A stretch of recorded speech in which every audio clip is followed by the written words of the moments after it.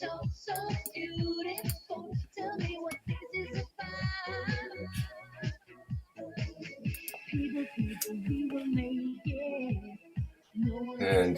welcome to everyone on the live stream. This is the afternoon session for Friday, October 30th, Keshe Foundation Spaceship Institute Blueprint Teaching Week. It'll just be a couple of more minutes to get started here.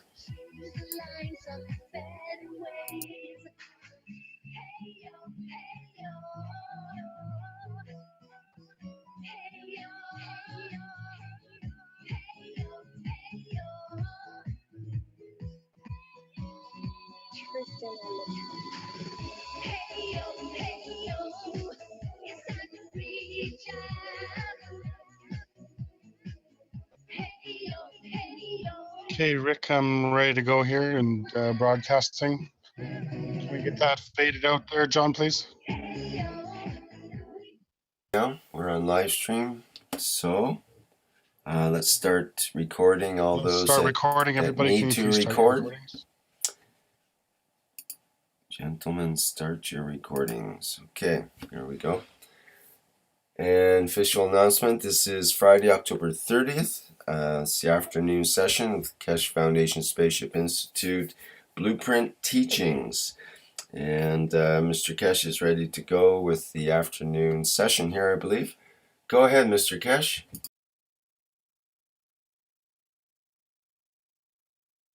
Session of this week of the blueprint. As we promised, we're going to release the blueprint today. Vince, have you received the package from Marco? Yeah, it's already up on the homepage. There's already been a couple hundred downloads. Pardon?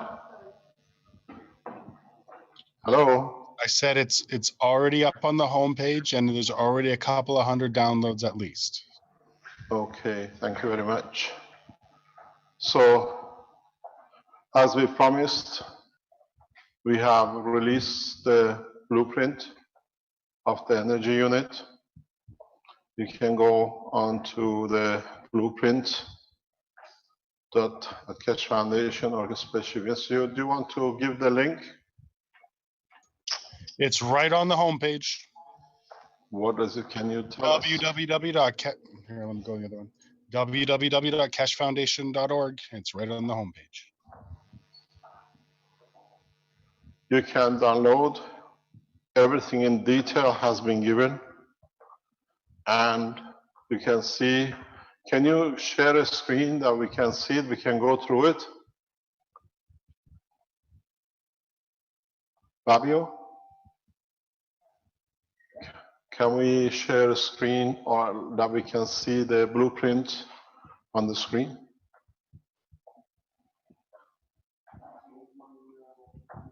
Yeah, on the board, yeah.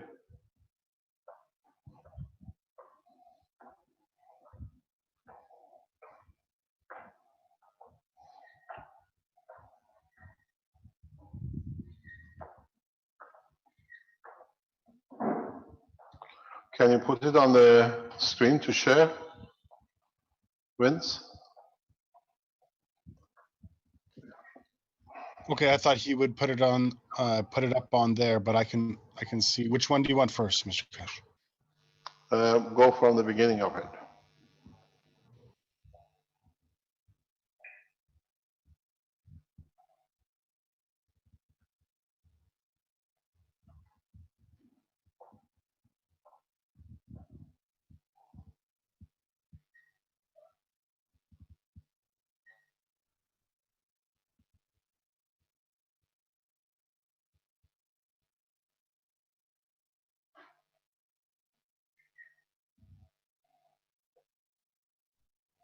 This is the way you connect it onto the circuit of the house, and you have to understand how and the way you connect it.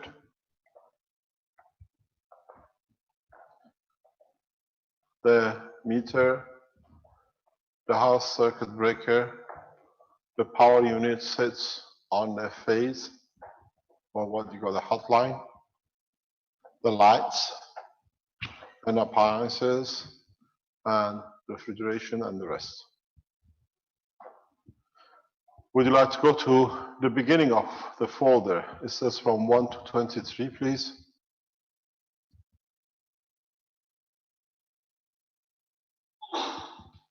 Okay. Okay, I got number 0, so just give me a second. I'm looking at your screen to see if it came through, and it doesn't look like it did, so just give me 1 second.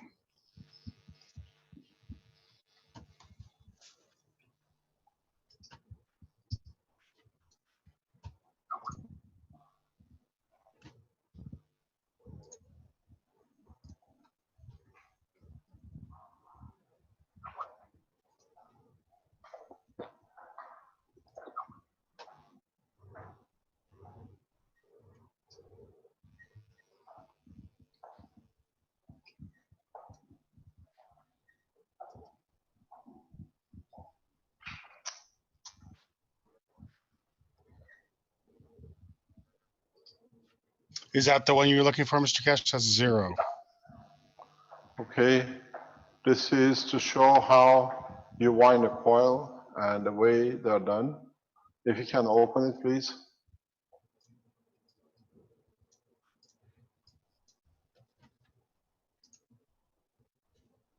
This is the count and the way system, gauge 14, solid copper, insulation removed, made into a coil. 162, 8110. They put the counterclockwise. Remember what we said. Can we have the next page, please?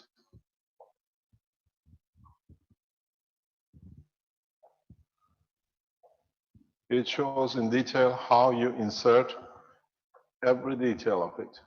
Second one, next one, please. You see the way is set. The system is the diameters and everything here.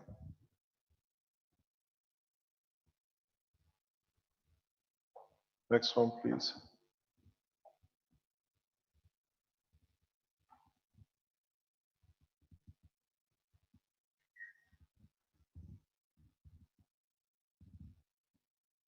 And the next one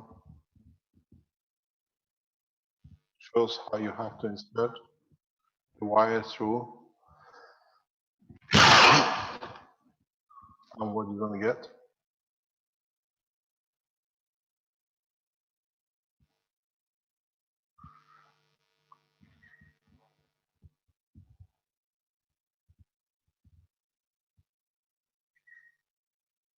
You can see the connection. You see the connection in the following pictures. How and the way you have to connect. It's been taught in the past on Monday, Tuesday, and Wednesday. This is the firing by nano coating using a button torch.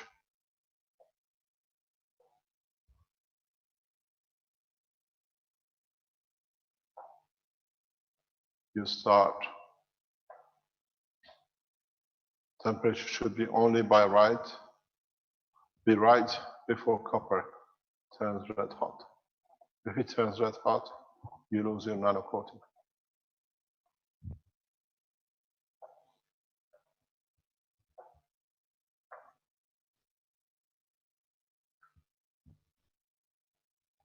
Next one, please.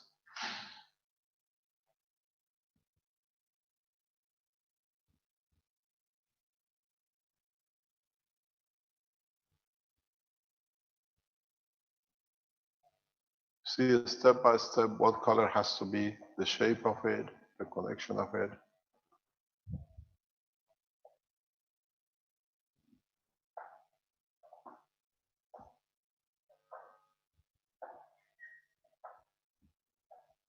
It tells you never use metal plates.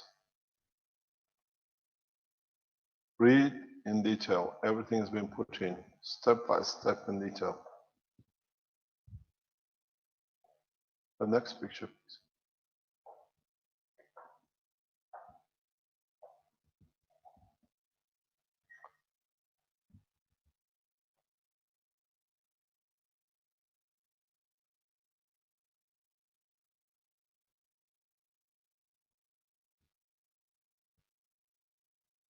Everything step by step. There is no possibility. There is no chance you can make a mistake in how you handle the copper, what you're going to wear, how soft the material is going to be. The next step, please.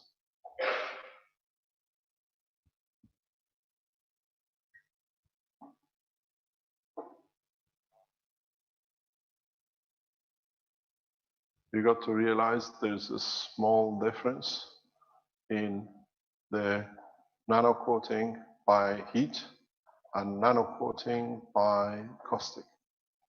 In caustic, we create a slight gap that the heat can get in. In gas burning temperature, you don't have that problem because you heat up the whole element inside. With nano coating, it's slightly different.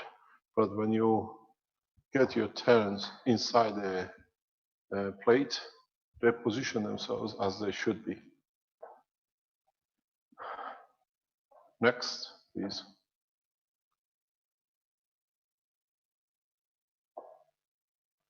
This is 1.6 millimeter. So there's a slight difference. If you have a copper in America, it's 1.63. The European is 1.6. There's a slight difference between the two gauge 14. Next, please.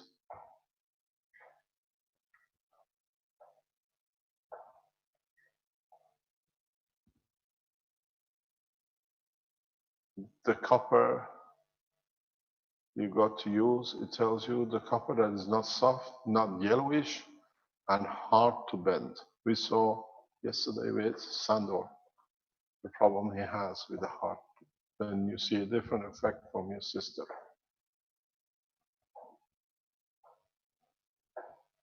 It says yellowish are hard to bend because of the impurity. Okay, can we have the next?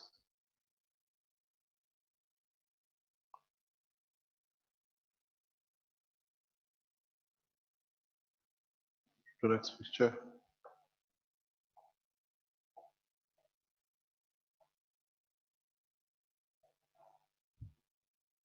That was the end of that slide here. Do you want me to open up the PDF? Yes, please.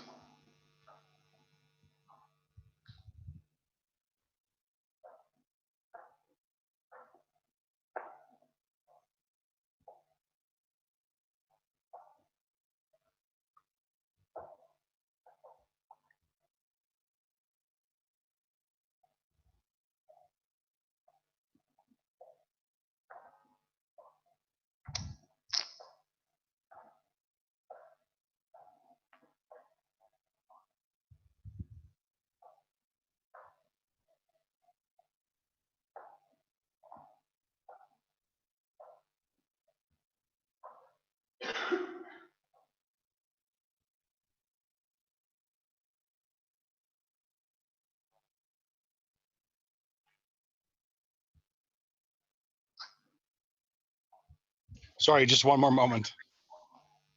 We wait.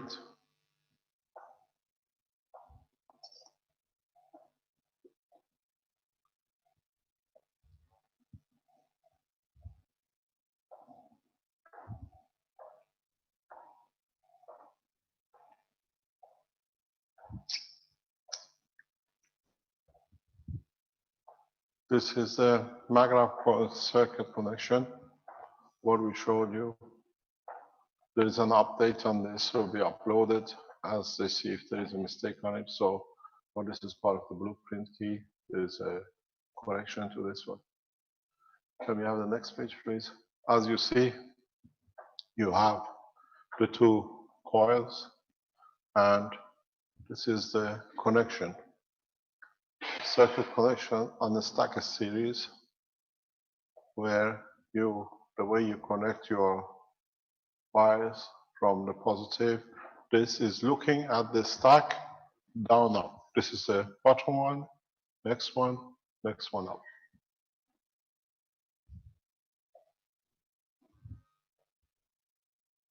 Next one, please. You see Maghreb University AC Power Grid Series, how it is connected to AC power and the load, how you enter. There is a correction to this one where we sit on the live and you work on the positive and the negative. The next one, please.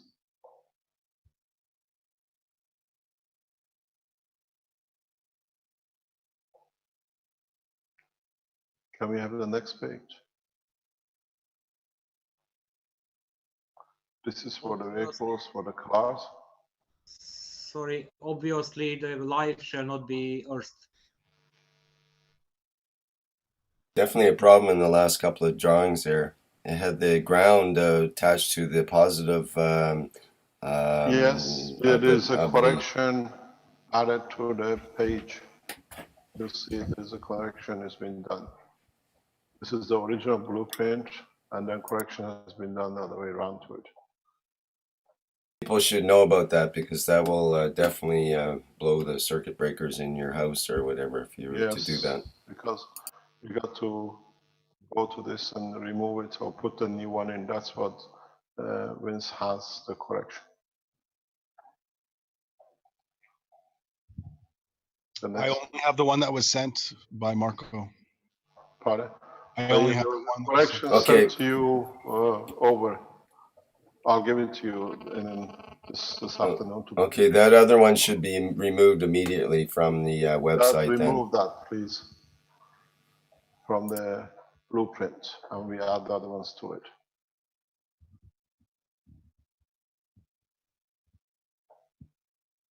So can I stop the share here, continue on with something else while I get that? Just please, yeah. Just remove these till you get the corrected one.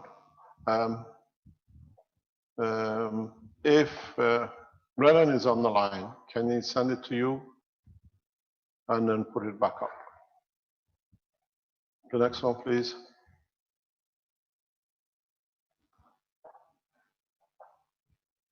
I have to stop the share so I can get that done before it gets released too much.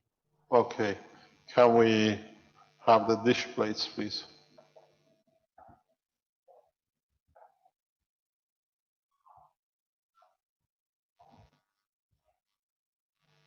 Yes, somebody else needs to share. I can't share right now. Have you got the dishes, the way the stacker dishes, please?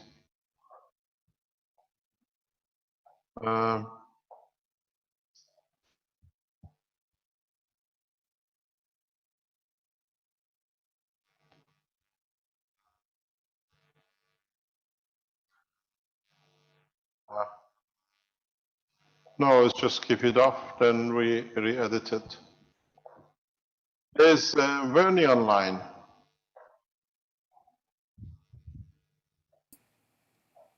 That's what he had. It was supposed to be changed. It was sent to be changed. Is Vernie online? Bernie? Mr. Cash, I already emailed the updated one to Vince. She's just checking it for a while. There's okay. You change it and put it back in. Yes, there's the newest version. Just got home. Yeah. Okay, thanks very much.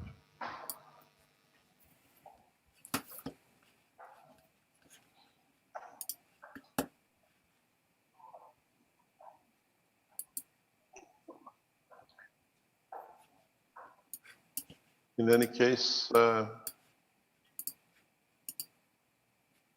they want you to rename it.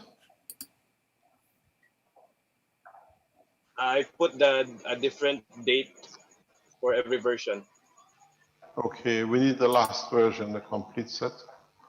So you can check the date at the end for every file. So what's the latest dates? That's the latest version.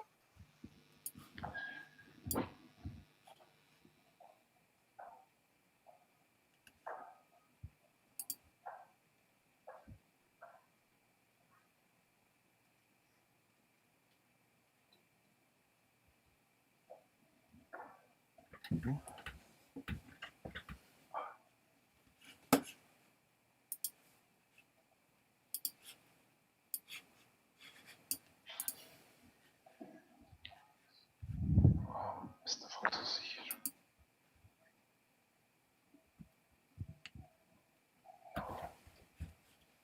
You're too short.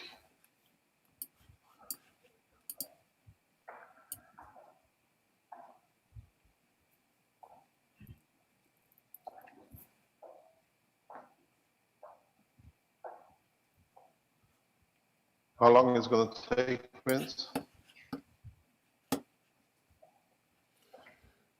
Um, Vince will be working on the website to take that down. I'm not sure how long that'll take, and put up the other one. I don't have a copy of it. We come back to it. We come back to it. We go to something else. When it's completely done, we come to it for the download. The process, you got to remember, as we said, the units is made by you the way you see it and the way you want to do it. And in that process, you have to follow the procedure, which is we explained this morning. We put that on the MAGRAPH side of the specific institute. When you go to it, follow the procedure the way it should be done, that you don't make any mistakes in connection, in understanding how you have to use it, how you have to set it up, and how you can bring it in.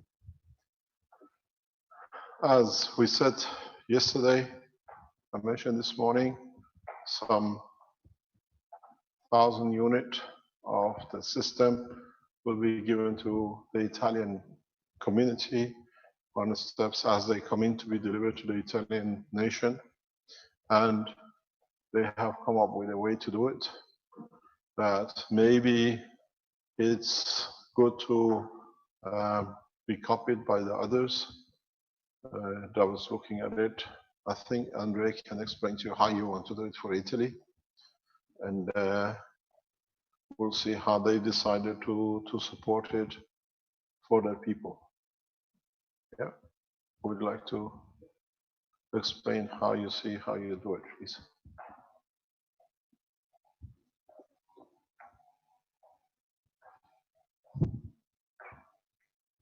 Hello, everyone.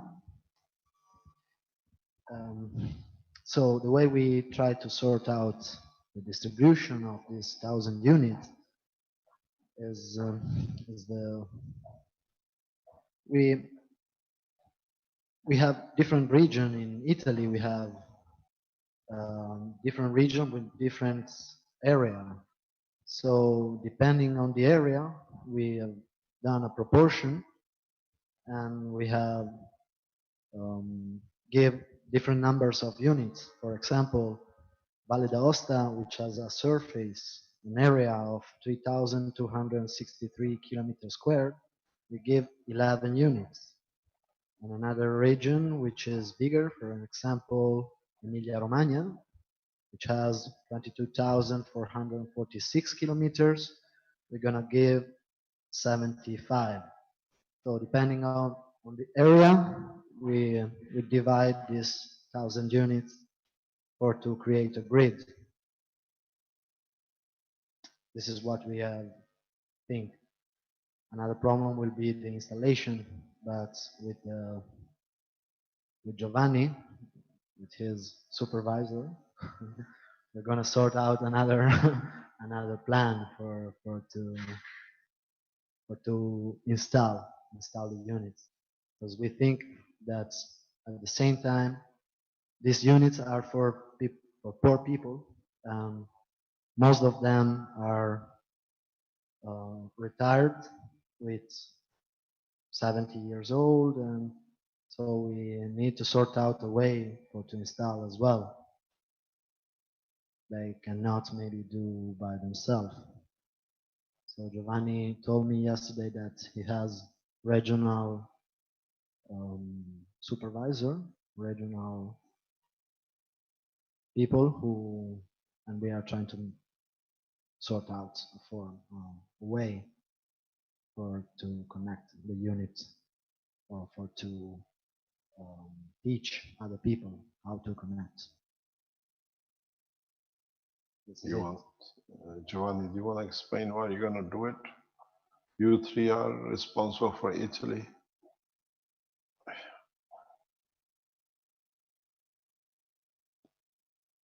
Good afternoon. It's honor for me that Mr. Cash gave to us this gift, and it's honor for me to help the people for this great opportunity.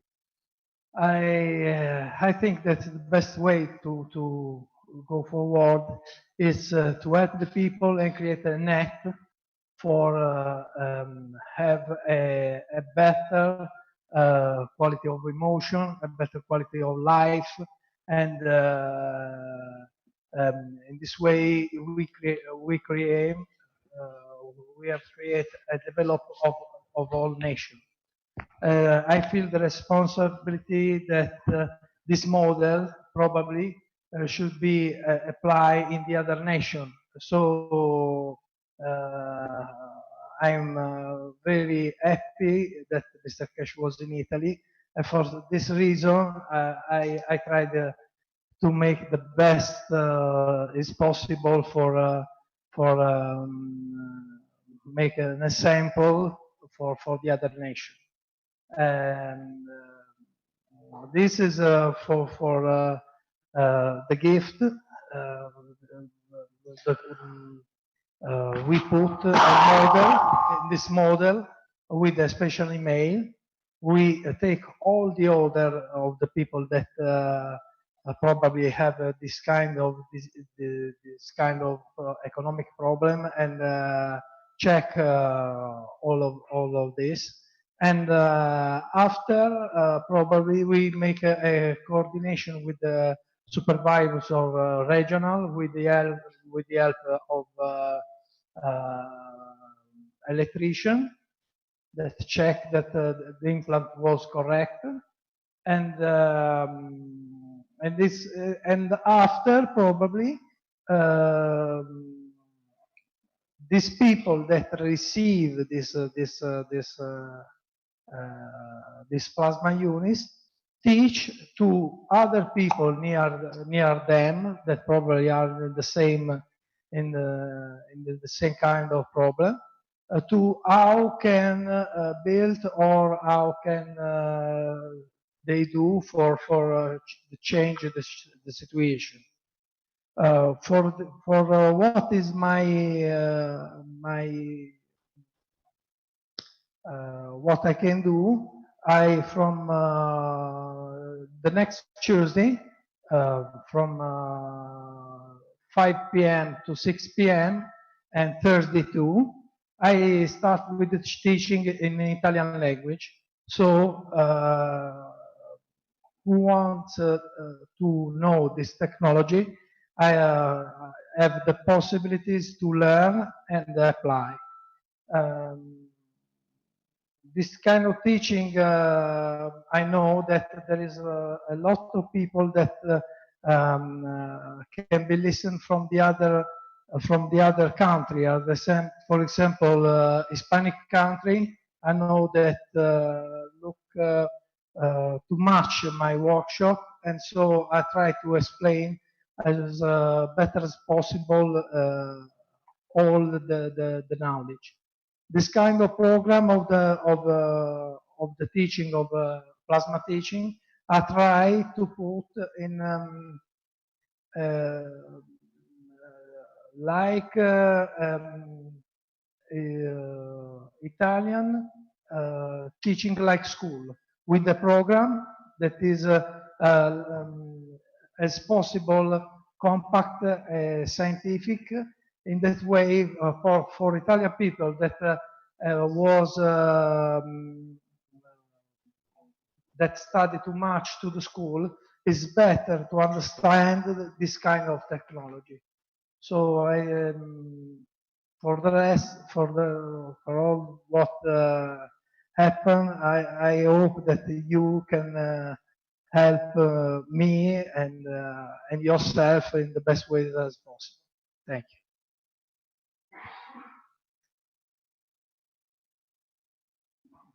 Don't forget, Caroline now is part of the Italian community too, so she can have a say. Good afternoon, everybody. Microphone higher. Good afternoon, everybody. There's one thing not many people know. Giovanni was the person who came to get us from the Cinzano. So we have stayed in Italy thanks to Giovanni. We have moved to the south thanks to Giovanni. And this is how we have been progressing. Thank you.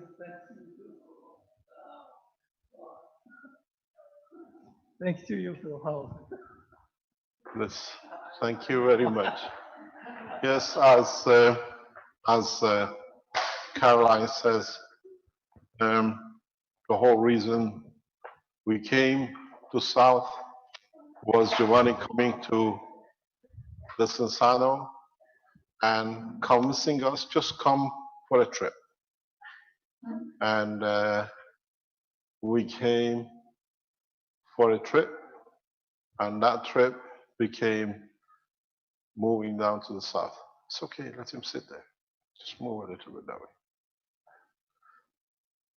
The process is that next week we will release, or the week after we release the first 1,000 unit. The Italians need to organize themselves to be able to handle this with other organizations like Nigeria. The same thing goes down to Alex. The point with this gift is the people who are going to use it are going to be educated about it. When they see the benefit of it, especially when you give half of it to elderly people, you know elderly people can't keep their mouths shut. They are the best advertising board. I told you, I have calculated everything. So when we give this gift, half will go to the people needy and half to the, what we call the grandparents. The grandparents, each one have 10, 15, 6, whatever, grandchildren and the grandchildren with everything else. So in fact, the technology, because the grandma has to understand how to use it or whatever, will spread in thousands very rapidly. And as we said, this is one step towards sharing the knowledge. The blueprint was another. The teaching the way we done today was another. And as we go along in the coming days and weeks, more and more different aspects of the technology will be released. The blueprint will have other blueprints with it. I explained to you something that if we have the news, I'll let you know today. And the news during the lunchtime, speaking to people who work in the background, there's a number of people who are developing things for the foundation, but one man is heavily involved in developing it, and I spend a lot of time with him. I've done for the past 2 or 3 months. Is that we explained to you this morning when you put your system and after the grid or wherever you put, then you connect it to your maggraph box, then it goes through the house. You can put a second auxiliary unit into the system that you can increase the power to go to kilowatts, 5, 7 kilowatts. we tested something and the test is correct. We came to assumption yesterday, the day before. There is a possibility to increase or to hide the AC in so many ways from the view of the system, that the system does not see the AC as a load, resistive load. And the way came up with an idea, tested yesterday, tested this morning, and is correct to be done, is now we've developed a miniature coil. The coil you made with 180 and 160 and 80 to make one plate. If you use a slightly thinner gauge or even the same gauge and make it two smaller units, that becomes like the adapter. It's more or less is this size. You can use 16 gauge. This is what is used. Now we can produce a system like this, that you add your heater, the resistive heater to it, and you can connect into the auxiliary or anywhere in the house. And what we see in such a rapid way, another maybe 20% reduction in resistivity. So if you put two of it, most probably we see 40%. So the system, your maglev power unit, this way does not see the heaters as a resistive load. We think we have solved the problem, and it looks to be 99% correct.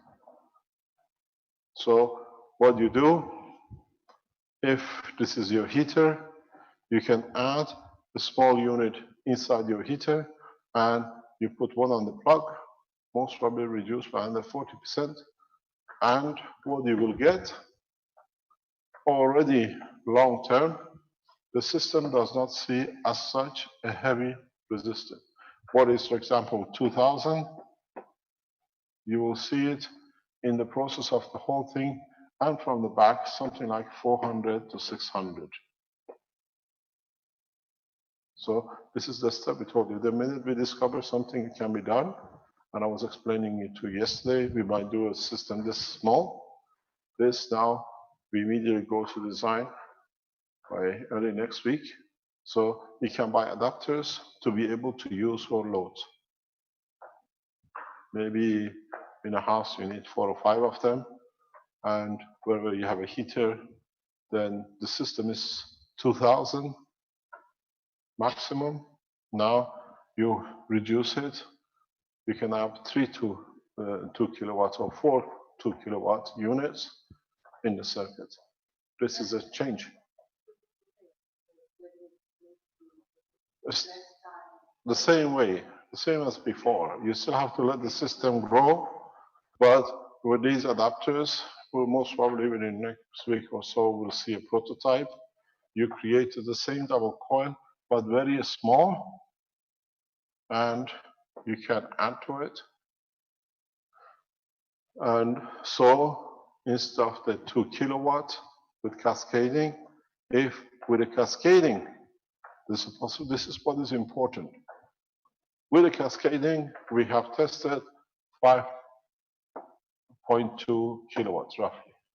Now, with being able to cut in the cascading, if what we think is correct to be done, now, in fact, you can go automatically to 10 to 12 kilowatts.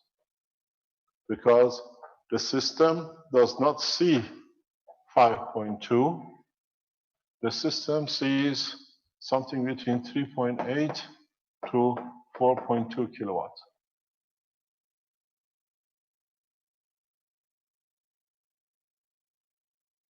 This is how the system will go. If you put a second adapter to it, then you go around, let's say, 3 kilowatts, what is seen by the system. But if you look at it on this side, your 5.2 goes up by another 2.8 kilowatts, which means more or less you're sitting around 9-10 kilowatt load. So a small adoption, now we've seen it, is possible to do, and you just change the system. So in so many ways, if you look, the ball game, even from as you see in the blueprint, has changed. It's the addition to it. As I said, we are in the forefront of doing this, and the others will come and follow it. And what you will see is a total new system, where before, and the system you get is 2 kilowatt at the moment. You're cascading it, you go to about 5.2, and now the system sees maybe 20-30% less than the 2 kilowatt which was already there. So you have another 30%, and then building it up to something 8-9 kilowatt. I'm sure in the coming weeks, as we see different condition and direction, we can cross the barrier to 10 to 20 kilowatt. Yes. You just need a small power, very small power, that you create the need for the alternative. This is what we see, and if we create the alternative, we see how it goes. So the next step for us is a backing to the backing, and if we can do the backing to the backing, you're talking anything around 10, 15, 20 kilowatt power units within the next week, 2 weeks.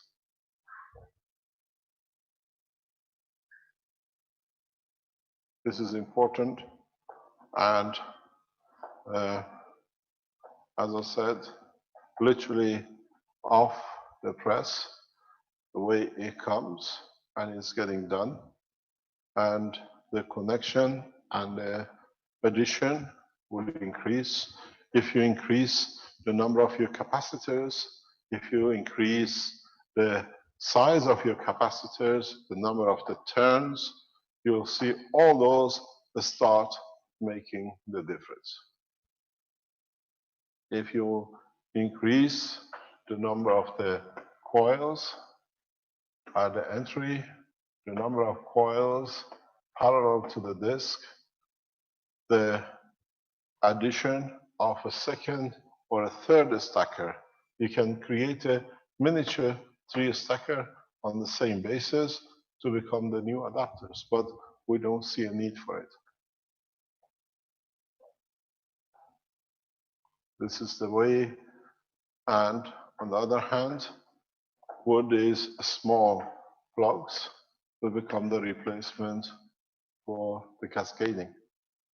You put 1 unit at a power supply, and you put 3 or 4 of these in different positions around the house at the end or in the middle.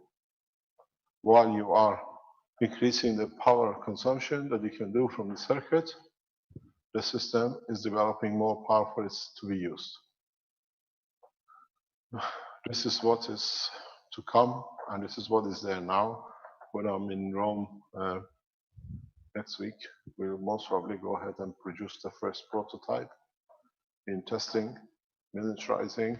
And if you remember, a couple of months ago, I said to you, in a coming time, these power units can be made the size of a CD-ROM. And now you see for the first time, we've seen it here. I think for Africa, small consumption, 1 unit should be enough. 1 stacker plate. But still, we foresee growth, and then more and more people can use the technology in that way. Do we have to use or produce, instead of 1 big unit like this for third world nations, or produced as a cassette size And now that we see the technology works this way, 2 cassette size that they can use, and they can have whatever they need. So this is what's literally off the research since this morning. And there are a lot of people who work in the background to make this thing happen. I have to tell you that by this afternoon, the first rune should be on their way. We inform you within 7 days after the shipment of your goods, which means if you don't receive it within 7 days, you get a note from us, then you have to find a tracking number from Zara. We don't pre-announce where the goods are shipped, the way they're shipped, but this afternoon, the first batch will leave, and next Friday, you will receive an email with your delivery. If before next Friday you have received your unit, be kind enough to respond to the foundation that you have received it. So we are now on the track as we promised with what we did, and we delivered. When I come back on Tuesday, you might see the, what they call it, off production line samples, one for the car and one for the power unit, which is coming to stay here. Next question, or is there any question? Yes. It doesn't work properly, no, because it was done actually in the Philippines. They did make a star formation, and the power is not there because it's a different proposition.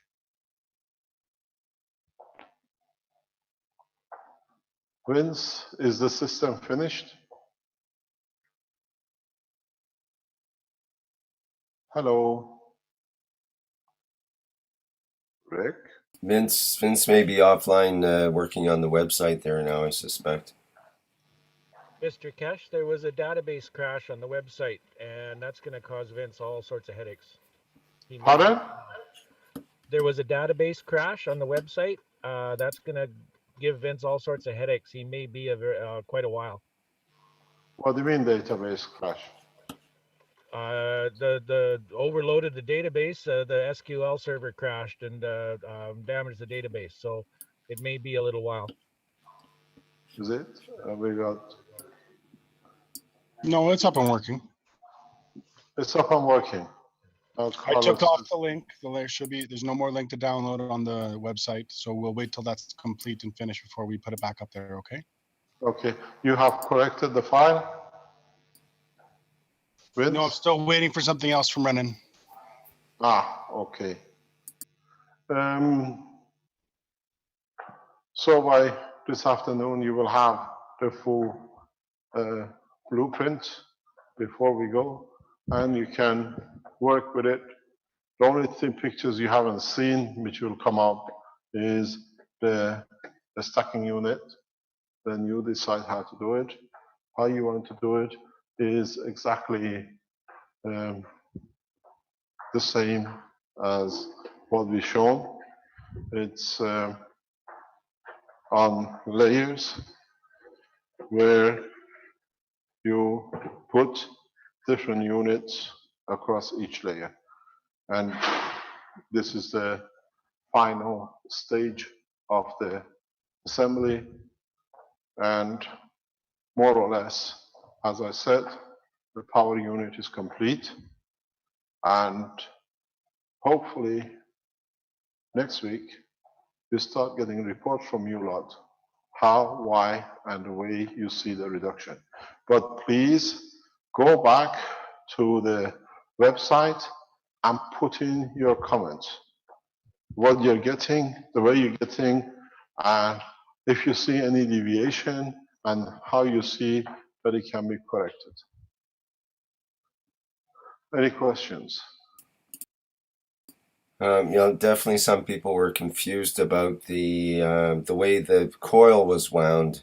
In the picture, it looked to be like it was what some people call clockwise, yes. I saw it, but that's anti-clockwise. That's what we tell you. It has to be anti-clockwise. Yes. Okay, so that one was incorrect, and the picture was incorrect. Is that what you're saying? It should be the other way around. Yes, but it says Okay. clockwise. But it's the way you look at it on the other end.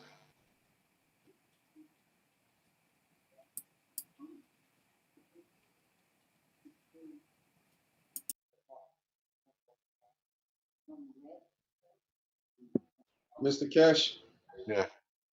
Yes. this is Kal-El. Yes. I had a question about conditioning the houses. One of the things that we were experimenting on was actually swabbing the plug systems around our houses, just to let the nano coating just go through the plug systems that are around the house to start to condition the house. What do you mean? Can you explain? We were thinking about nano coating the ground rods, or just taking the plugs out of the walls that are in each room and attaching a nano wire to them, or spraying a cold caustic on the This we've done. I've done this 7, 8 years ago. It'll take a long, long time.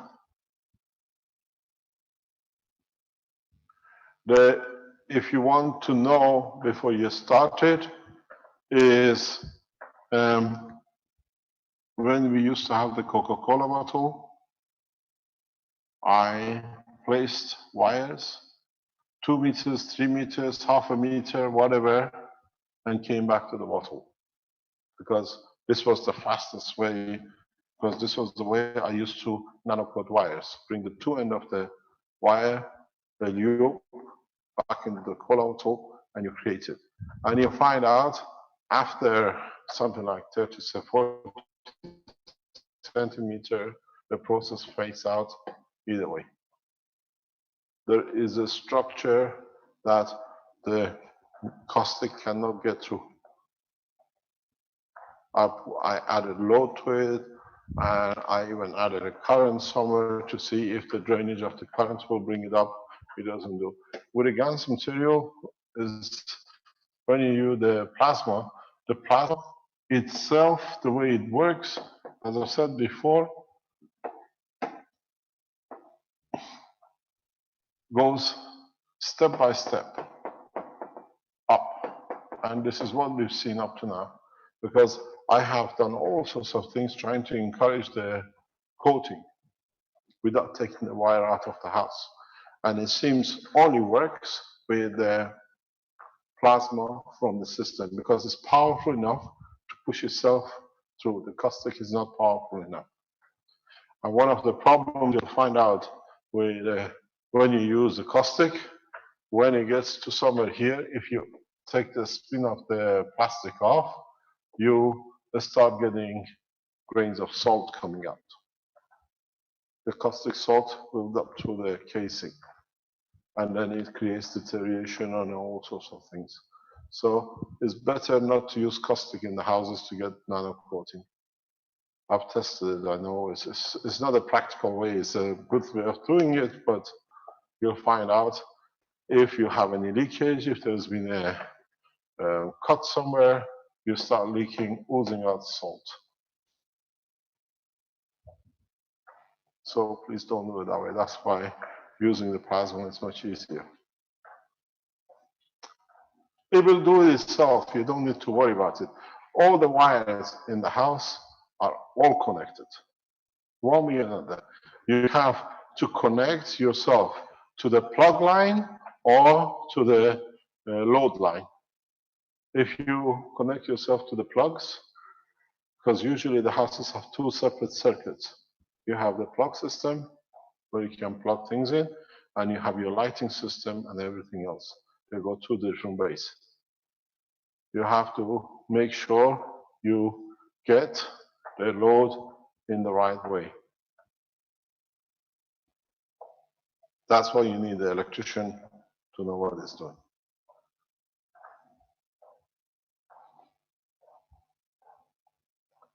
Next question. Mr. Kesh, John from Canada here. Yes. There's been some confusion on some of the chat rooms that I monitor, and people were wondering about if they plug them in, or if they plug the system into between the meter and their fuse box, how they can get a limited load for the conditioning purposes. And the idea that I thought of, tell me if this is reasonable. If you take the maggrav power unit, simply plug it into the wall in your living room, for example, and put the conditioning load on it, the energy that would normally back up into the grid is going to back up into your house and nano coat the wires in your house. So after That's three, you're 3 weeks or correct. 4 weeks, then you can move it to the other side of your fuse box at that point. Is that correct? That's correct. This is what I said this morning. That's exactly what I was explaining this morning. You start from somewhere in the house and you load your box. Then it goes back. You should not go up to your fuse box maybe after somewhere around after your fuse box, after let's say 2-3 weeks minimum, that you have established the nano coating on all the lines internally.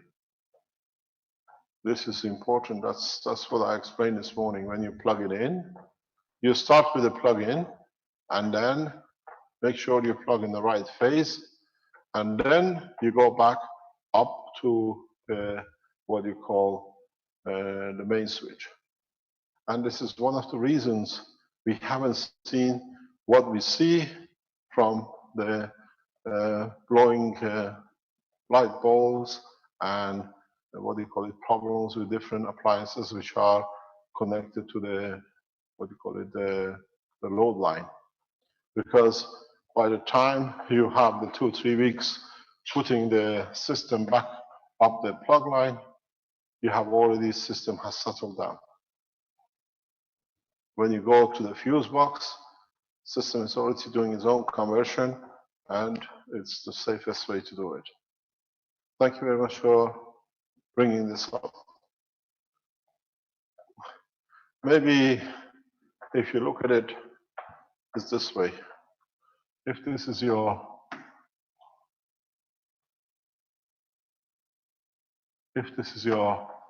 fuse box,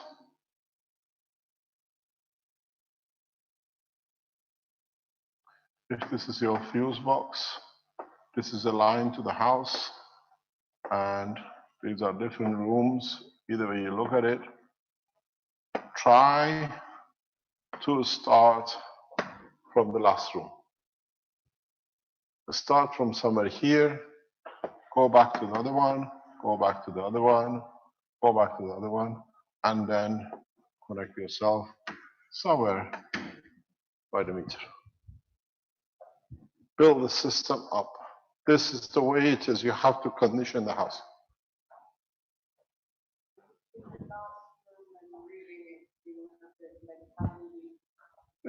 About at the beginning, the first 2 or 3 days, you have to understand that these units, especially when you're starting, there are huge power supplies, there are huge power resources. And then when you are here, start the first day with a small unit, and then let it build up. 2 or 3 units, different things that are shown. And then, what's the problem? So you go backwards. It's not, as I said, people think you go and plug in. Even if you build the generator unit, you still have the same proposition. The condition is the same.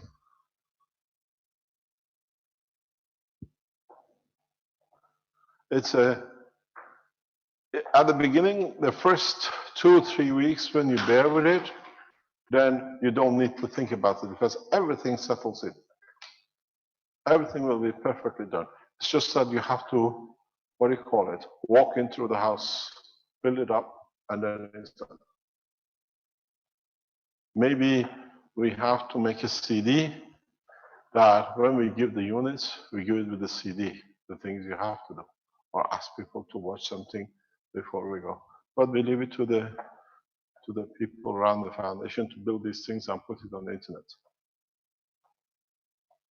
But please don't forget to translate the papers very quickly. That by the time the people around the world get it, they know how to use it. Any other question?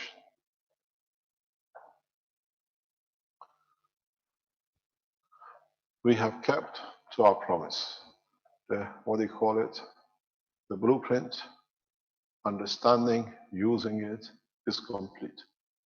Now it's just what we call nitty-gritty, the small pieces to add, to check. And there's a lot of effort has gone over years to get to where you are. Hasn't been easy, but from now on, it's not going to be easier. Now the problem starts. This is what I explained. At the moment, this is a honeymoon for the Keshe Foundation. Next week, next 2 weeks, when you start reporting the energy, how you're saving energy, and the energy you're saving on your meters, then other people want to do is start escalating, building up. Are there anyone who wants to show their system to us today?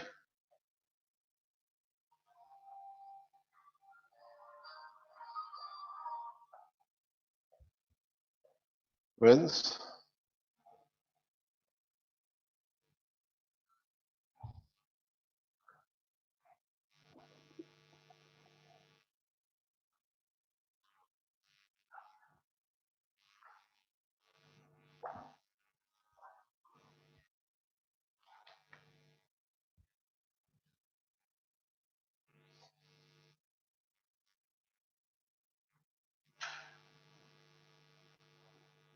Yeah, this is Richard. Can you hear me? Yes, wait, you're trying to share your screen. It's up? Okay, good. Just wait 1 second, please.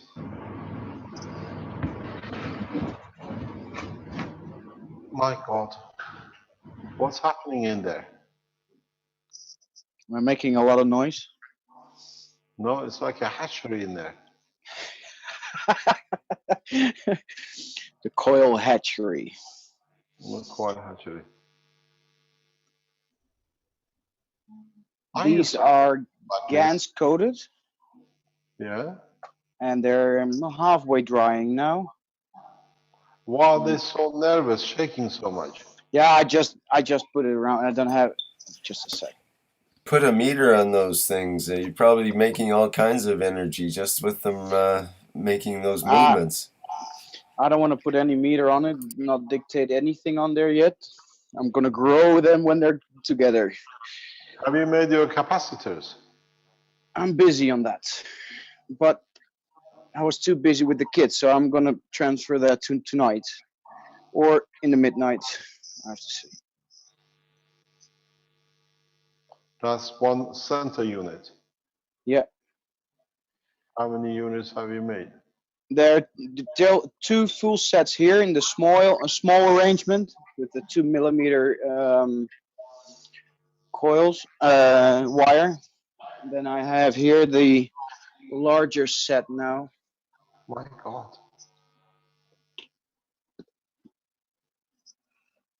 And that was just finished nano coating for the 2nd time. Actually, 3rd time. There was a correction on it.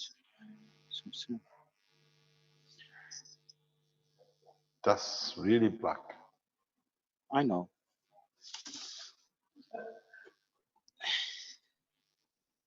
It's really nice. But there's still a little things in there. I have to check it, but looks like it's almost there. So I'll go hang these in a container, and then I'll nano coat them again, but then do more of a steam bath. And then I'll dip it into the GANs paste. And that's this paste. Just a second.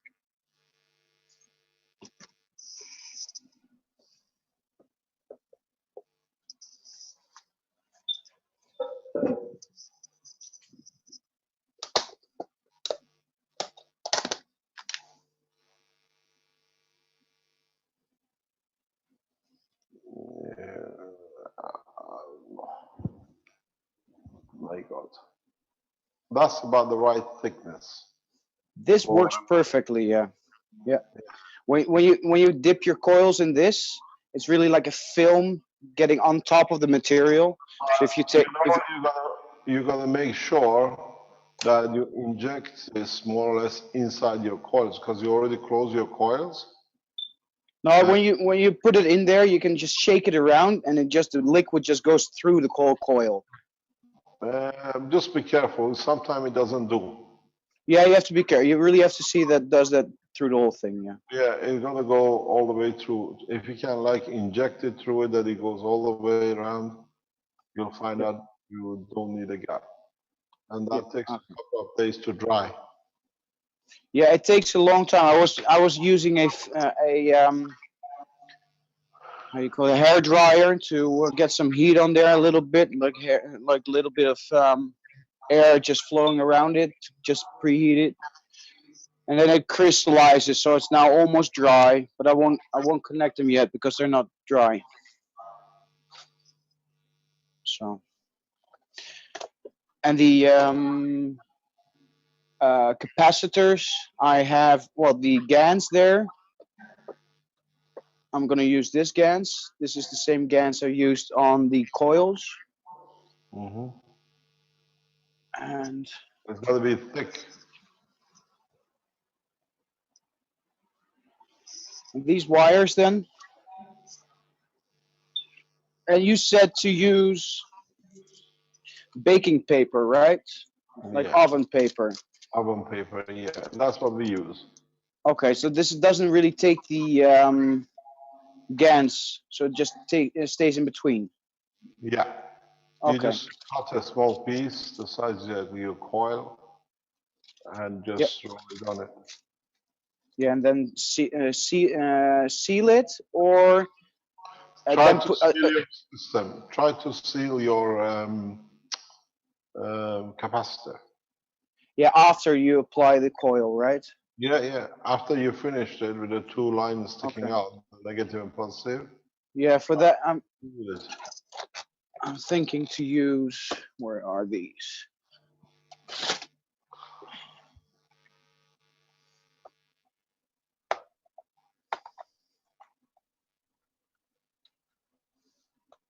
I've got these heat shrink things. I'm gonna throw that over there and just heat it up, and then it just strings around it. You will still need to put some silicone or something in the ends of the tubing. To close it off, yeah. It won't shrink right down. They only lose about half their size. That's right. Yeah, that's right. I have to see into that. Yeah. Has to close off, so I'll probably fix that on the way. Maybe use some hot glue. But that also might be a good way to add tension to the capacitor, because the heat shrink too, and when it shrinks down, it is very, very strong, and it puts a lot of pressure on the system. That's right. Yeah. You've got different qualities. Some really shrink really well, and just I have to see how this reacts. And now, if I can get a real tight one around it, it's already tight, so it shrinks and it really tends up. Yeah. So I'll try that. Well, I'll be busy on that later on because I'm just too busy doing other things. So, and I'm not ready with the coils yet either, so I can't fix them together and fire it up. So there's no use to rush things. You'll be ready by Tuesday, Wednesday? I'm guessing through the fact that I need to dry a lot of things, I'm going to be probably maybe Sunday, I hope. We'll see you on Tuesday. Yeah, I'll be there. Yeah, we'll be back on Tuesday to see. Okay. And do I have more to say? No, I guess not. Yeah. Okay, thanks very much. Thanks. You're welcome. Richard. Problem? Hey, Richard, this is Keller. I noticed that you had really, really great nano coating. Is there a special process that you have, and how long is it taking you to put that coating on that you have? Well, when I start the nano coating procedure, after applying the hot water, it already appears in like half an hour, 45 minutes.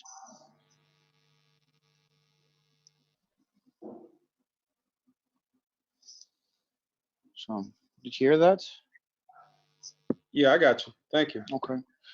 And for what the procedure itself, when you use the nanocoating, use small containers and make sure that when you do the first time, you have a high concentration of caustic there, and you have a little bit of a bath for the caustic. So, but it's not submerged, but you use a little bit more caustic than the next procedure, and you make sure that everything is just on a pile, nice gathered together. And when you do that first time, you do it after the second, and for the second time you rearrange everything. You put everything upside down and you just rearrange everything, and then make sure that you don't touch the sides of your container.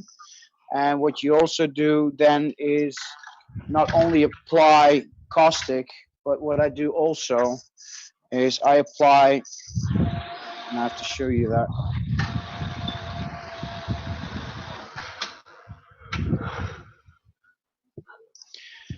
This is a local brand.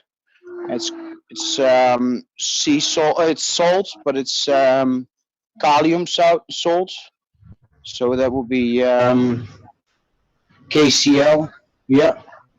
So I just splash a bit of that around, and then I nanocoat it.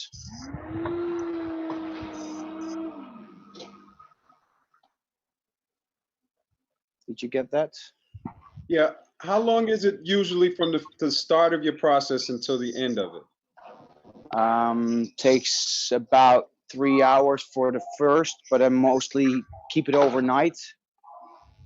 And then I apply another one to it, but I just keep it for about 2-3 hours.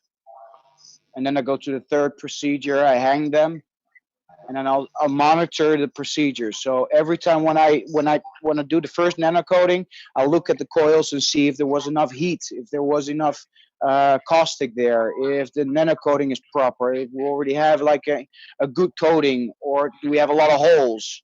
Was the material just being covered up and making holes because of touching? A lot of things you look at to monitor your procedure. So you adapt a bit, and then you do it again, correct your mistake, or correct what has been happening there, and then you go on, and then you go into the hanging procedure, where you just keep the caustic there to vaporize and to keep it hot, and to maintain a environment where this caustic can actually have a reaction with your coils or your product that you want to nanocoat. And you keep monitoring. So it doesn't say you have to do this 5 times or 3 times. It can be done in 1 time if you're doing a hot caustic procedure. Yeah. Did that help? Yeah, it was perfect. I really would like if you would do a video for the family that I got over here with the group, because you know, every time I seen your coils, man, the problem that we have that I'm hearing pretty much out of all of the group is that they're really laden with a lot of ganses, but their coil making and their nano, they're always talking about the white particles that they have on it. You just have some perfect coils, so I was thinking that maybe you had a different process that you might have. Yeah, what you have to keep in mind is that these coils now in this situation are still wet. So they're still moist. That makes a big difference. So in appearance, so they really look black and no gray stuff and no crystals. But when you have this caustic situation like this, and I keep this way, and it dry up, it will start crystallizing. So you get the white crystals on there. Those are the caustic crystals. Yeah. But for now they're a bit wet, so that makes them appear really black. And it should be like this when you finish off doing the second or third coating. Otherwise, you're doing the thing wrong. and you have to really go into the basics and see, okay, what's in here. I've got the caustic, but I also have a chicken mesh on the bottom that lifts it off from the bottom, so the caustic is not touching it. So it's just above the liquid, and make sure that that is happening, so it's not hanging inside this caustic. So it's close, but not too close. And that you have enough water in there, enough caustic, but that the container is small enough. If you have got a large container, you also have to keep in mind that the temperatures will drop really quickly, so it will not have enough interaction with your coils.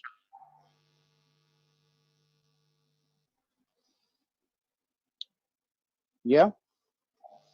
Perfect, man. I think you should actually do a nano coating video. I really think you should. I know, it's coming. I'm busy on that. With the whole coil, the whole system, the whole procedure. Don't worry, it's coming. Just too busy. So excuse me with that.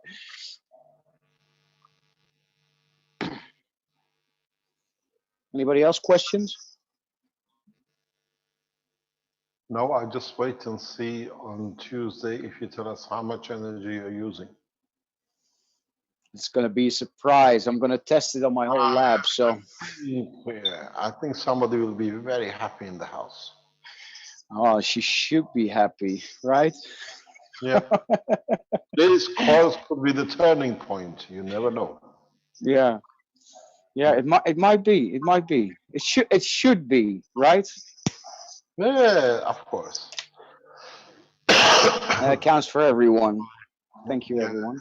it seems to be. Thank you very much, Richard. Do we have anybody else who wants to show? He's got plenty there. Kevin, how come he's there all the time? Is he? Yeah. Yeah, Kevin used to have Alex's. Yeah. Confused guns. We Or do. anybody else We in the have background? we have Vivek from Singapore. We'll see. He's got his hand up. I'm not sure if he's got something to present. Let's see. Hi Vivek, I've got you on the panelist now. You can unmute. Ah, here we go.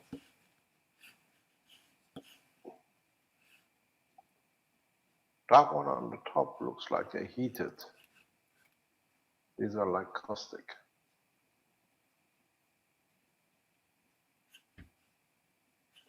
Can you say anything about that? You I see the way he has already bent all the wires on the end? No, or whatever he wants to use is already done. Doesn't need to do it after they've done the coating.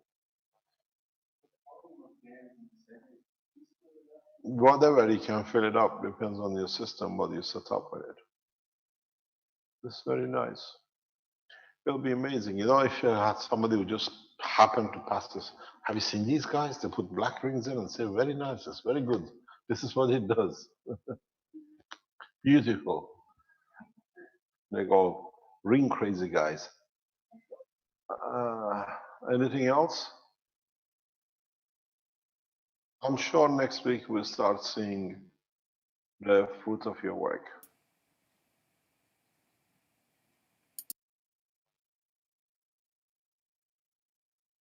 Will it be open teaching next week too, Mr. Cash? Pardon? Will it be open teaching next week too, like it was this? Monday I'm not here. The teachers will go on the standard teaching procedure. On Tuesday, what do you call it?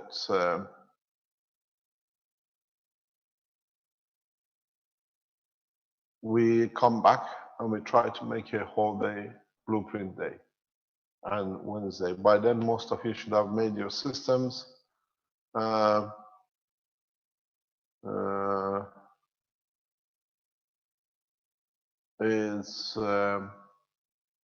We carry on to see how what you show, and then by Wednesday, if you've seen, or Thursday open session we've seen, then we go back to the closed plasma teaching as normal.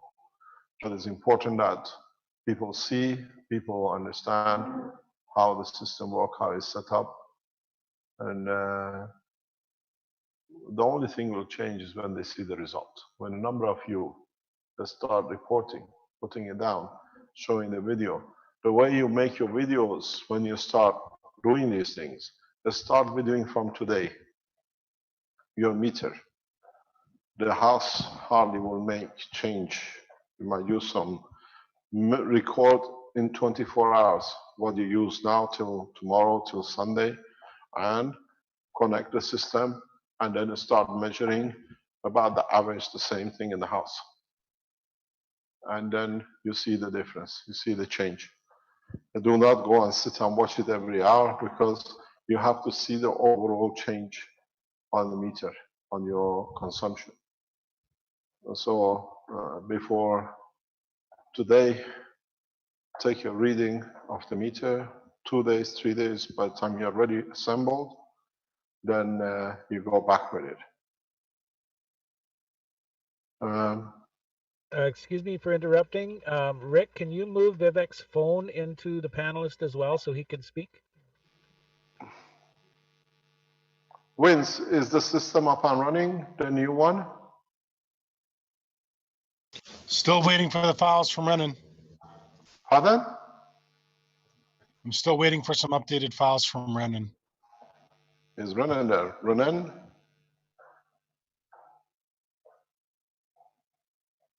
Hello, Renan. Are you there?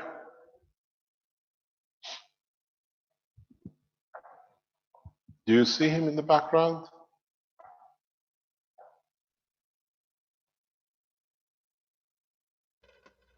No? He's on the list.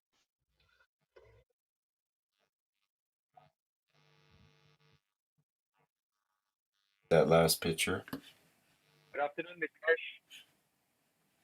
Speak Good a little afternoon, bit. Mr. Kesh. Yeah, this is better. Thank you. Yes, who's speaking? This is Vivek from Singapore, sir. Yeah. Okay, so I was showing this picture just now. This is a picture of the first round of nano coating complete. Yeah. So, but what happened is that the leads at the end of some of the coils, they are not being coated. So what I've done is I've put it in again for a second round of nano coating, but this time it is a vapor coating. So what I did is I took 4 bottle tops like this, and I put them at the bottom of the box so that it creates some height. So, and I've also put in the bottle caps in there to give a better nano coating. And what I've done is I put the caustic in and then lowered the mesh onto the bottles. So there's a distance, a bigger distance between the bottom of the box and the wire mesh itself. So now I'm actually doing the nano coating right now as we speak. You know what's strange? This Yes, is sir. for years. So I know exactly what you're doing, what is there. Is part of the process to do. But something you will learn when you have such a huge amount of material to nano coat, try, don't forget the process of touching your coils with the 2 sides, 2 ends of a voltmeter. Just put it on a volt measurement and touch one side to a mesh and one side randomly to any of your pieces. You'll find out you'll get perfect, absolute perfect nano coating. So you're saying do that in between each round of nano coating? You can do it, or when you drain the water, the first thing you do is to create. But remember one thing.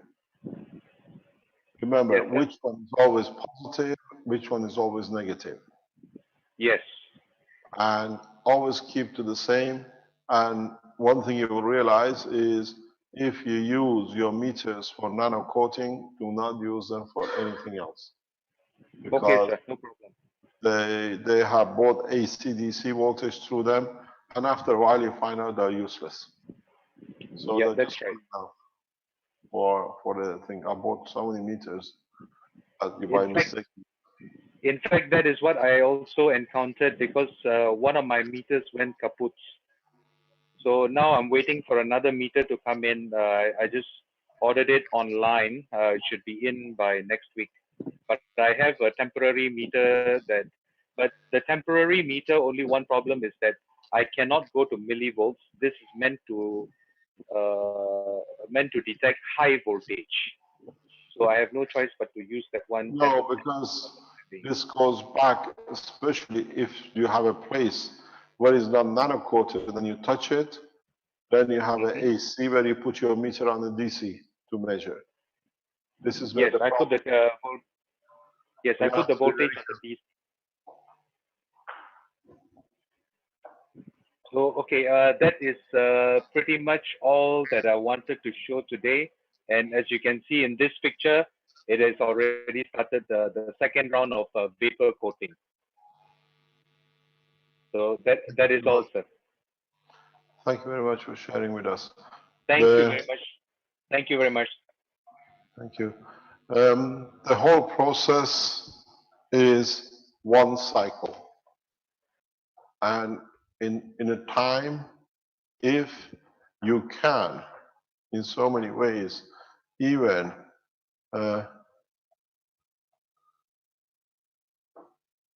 nano coat your plates.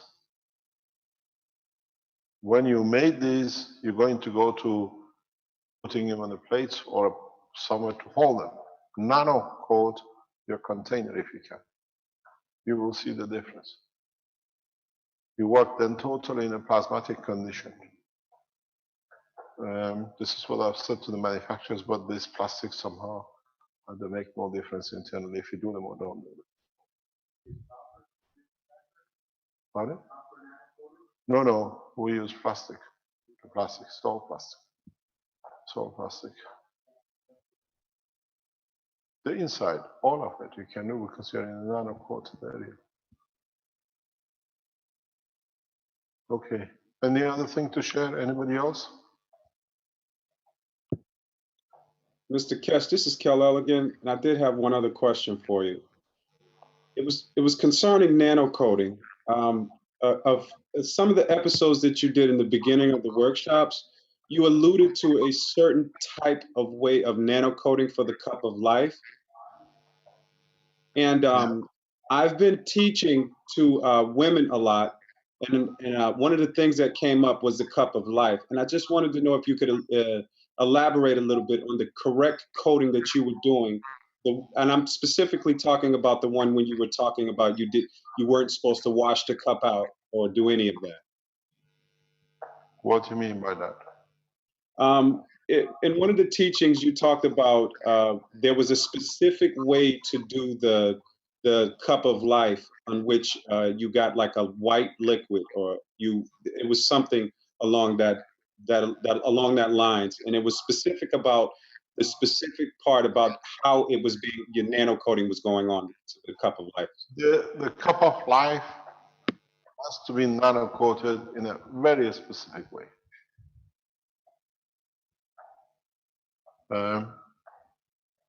Actually, as I speak, if you just come to our house, it's been filled up with the rainwater and is sitting on the table.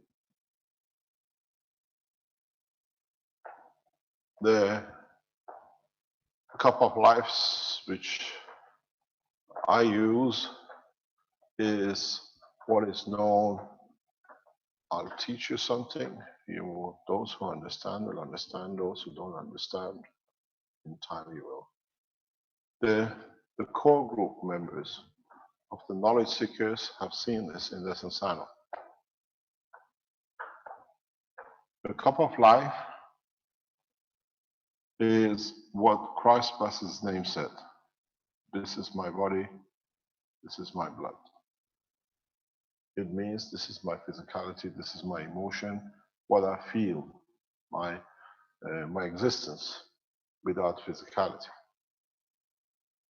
Cup of life has to be made in a very specific order, a very specific gas mixture. You cannot make cup of life by just caustic.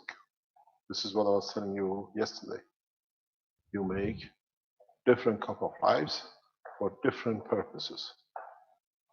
I make a cup of life which is universal, and it has a specific order. It sits in 8 cups. It has a center cup, and there is a purpose for it.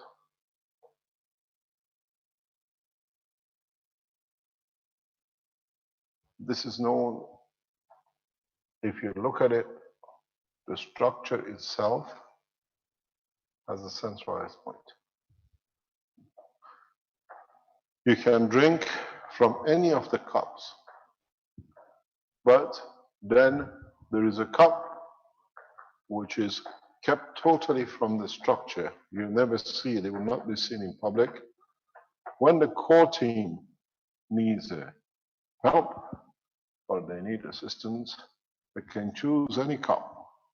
With that cup to be in the position, they will receive whatever they wish.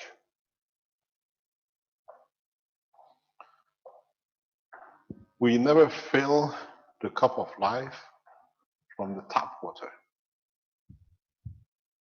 We always fill it up from the rainwater because it carries all the energies of the cosmos to the universal level. You never fill up a cup of life with water and you drink it. Otherwise, it's no different. You're still attached. You always drink from the rainwater. If you position it in one certain way, you reach the status of the understanding, you get enlightened. But depends how you hold the cup and how you have nano-coat the cup. Takes a long time to make a cup of life. And before even you start it, you have to understand there has to be detachment from the physicality of the cup. The cup has different shape and colors, and it chooses itself. And if you look at it long enough, it will become the color of what is needed from the body. When you make a cup of life, before you do it, you devote your soul to it because it's the savior of your life. It's what you need, and in a specific way, you reach in any state you want to be.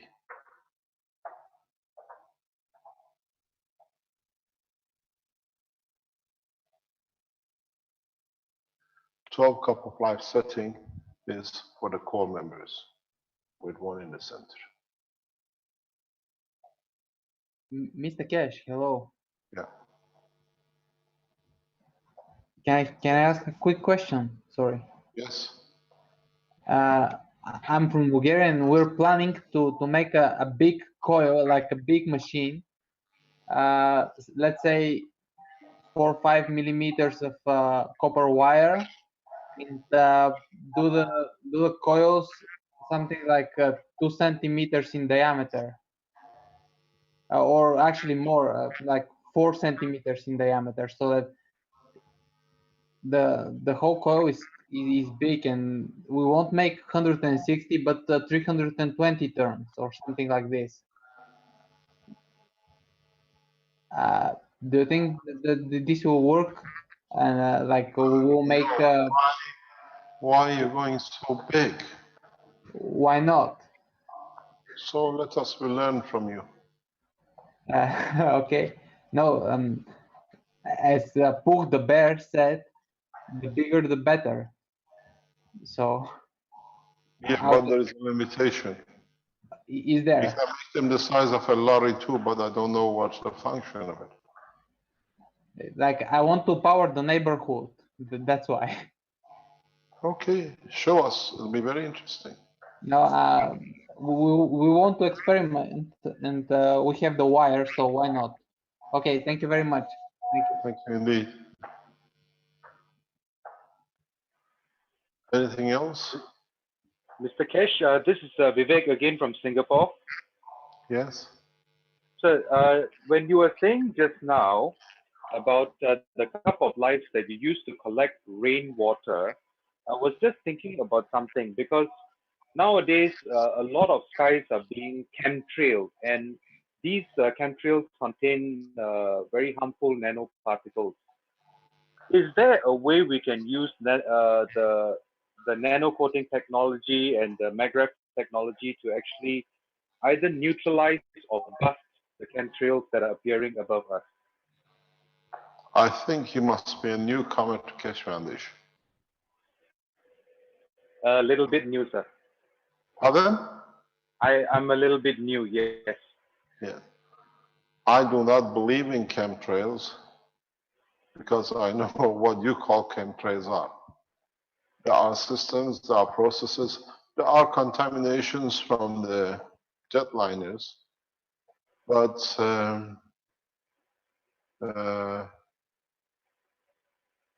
I've seen people having copper trees and copper pipes hanging on the trees, plant pots which is made of copper that they will convert and move the chemtrails. They are very good business, what do you call it, money making, but I don't see it. I've got to explain to you something very simple. If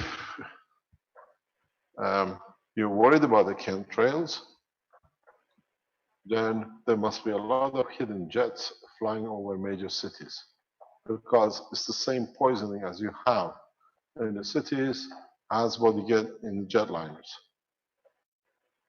People who come up with this chemtrail theory have got no clue about the oil industry. So we leave it to them to be. I'm not a believer in the chemtrail. There are, you see, the vapor lines, but as I always say, you want cheap flight, you got to pay for it. You don't want to pay 3,000-4,000 euro for a flight. You want to pay 200-300 euro. 200-300 euro means more efficient jet engines. It means high efficiency. High efficiency in the oil industry to be able to produce jet fuel means adding chemicals for you to have the cheap flight. You don't want a cheap flight, you want to go it on the cheap. You can go on a what you call oil tankers, and then you find out they are worse poisoning producing systems than the jetliners.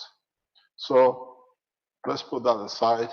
If you want to clean up what is in the air as additives, which we put in from the cars or from the jetliners, you come to understand now we have the facility to do it. You don't need like a cup of life.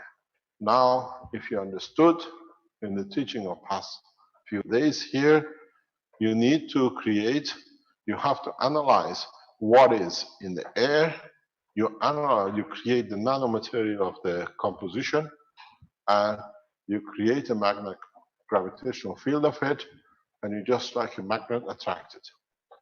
Iranian nanotechnologists in Tehran Sharif University have already produced these nanolayers for extracting poison from there. They've shown the work of it. And on the other hand, now you don't need nanomaterials. Now you can tune to the magnet of the material which is in the air, and like a magnet, you extract it. It's a fantastic time to come up. You can find people on the ships which travel across the oceans just collecting gold vapor from the water, which is floating. There is more gold in the oceans than in the mines. but it's in a non-atomic structure. So now you know this. Now you can make one of these plugs to create a gravitational magnet of gold, drag it behind you in oceans, and you just collect kilos of gold. This is what I've said before. This is how wrong information takes over. If you are, and I've mentioned this in one of the workshops, if you've been in the oil industry, you find out there's a part of the residual processing you try to avoid. And this is nuclear materials in fuel.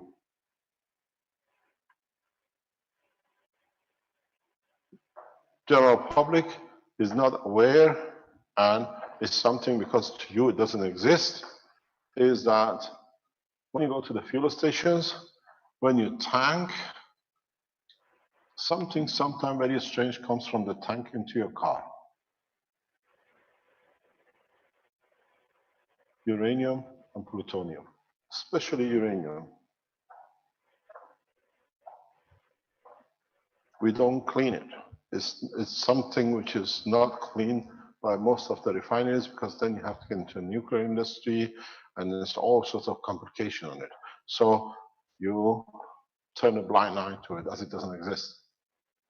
If you go nowadays, especially in Western Europe, you want to buy a land, a property, which used to be a petrol station, they force you to dig out 4 or 6 meters of the ground to remove any oil contamination. You know why? Because over time, when this building or this land was a fuel station, and whatever tanks they have underneath, uranium has dripped, and you have a nuclear contaminated land. When you buy a land, industrial land in Europe now as part of the EU regulation, they ask you to bring a soil sample from the place. And the first thing which laboratory doesn't tell you it tests is uranium content. That's the first characteristic that they check, and they say if the land can be used for building houses or not. Otherwise, you have to dig till the point that no uranium has seeped down. So, I'm just teaching.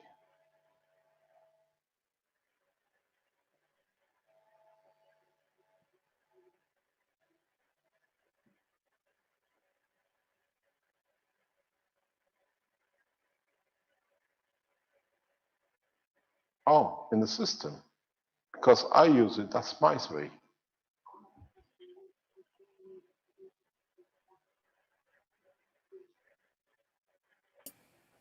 Thus, we assume that people understand that's a blueprint. They've seen the blueprint. We assume that that's why we taught it, plus making it. So, what you talk about is uranium in lands where you fill up every day. Now, is it more poison in the air or is it more poison underground? And the strangest thing is, which they don't tell you, if you're a very logical thinking man, what dripped down even in your tank and you blew it in the air?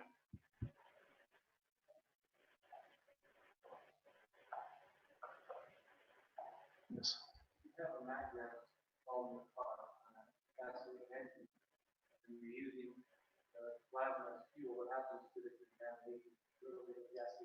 It stays in that it's part of the structure.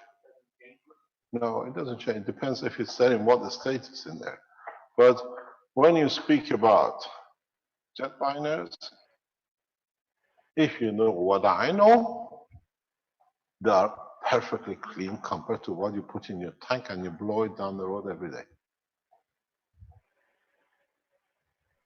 Especially If you use marine oil for shipping lines, and there are more pollutant than all the cars put together, we don't even care what's in there. Whatever dug out from the end of the bottom of the pit on Earth, it just blows up everywhere. And you want to know contamination? Then we can speak.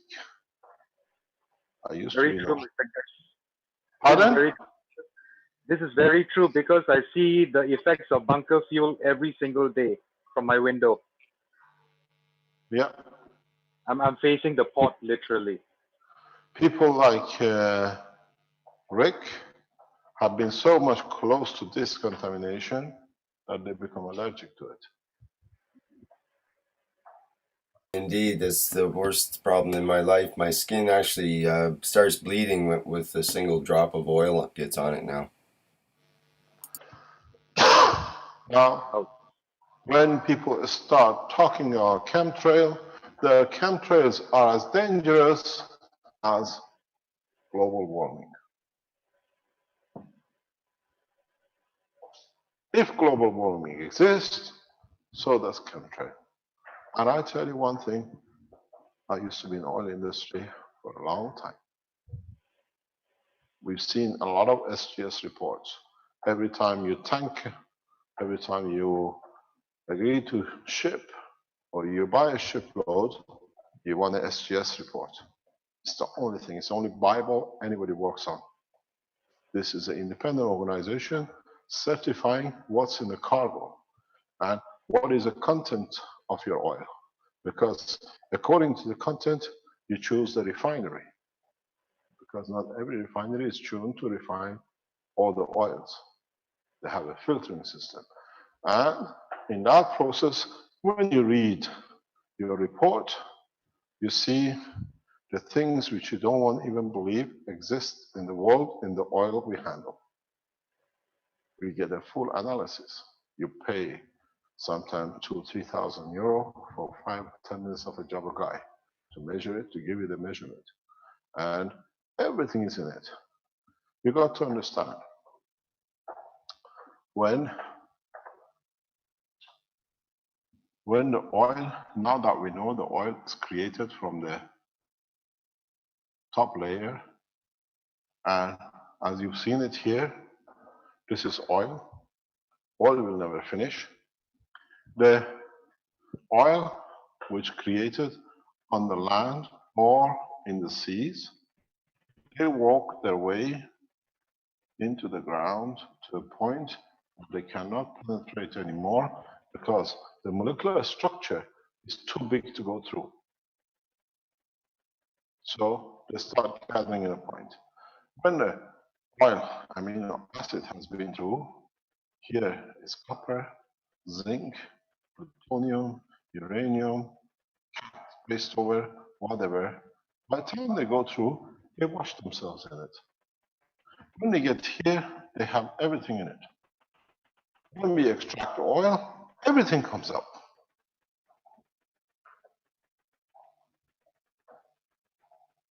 Then we don't have a choice. If anybody tells you there is no uranium, and we even have seen plutonium of a high grade refined in oil because you think somebody is putting refined material, it's part of the cycle of composition.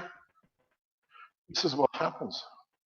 Don't forget, there is no difference with the oil you connect to the bottom and good morning fly.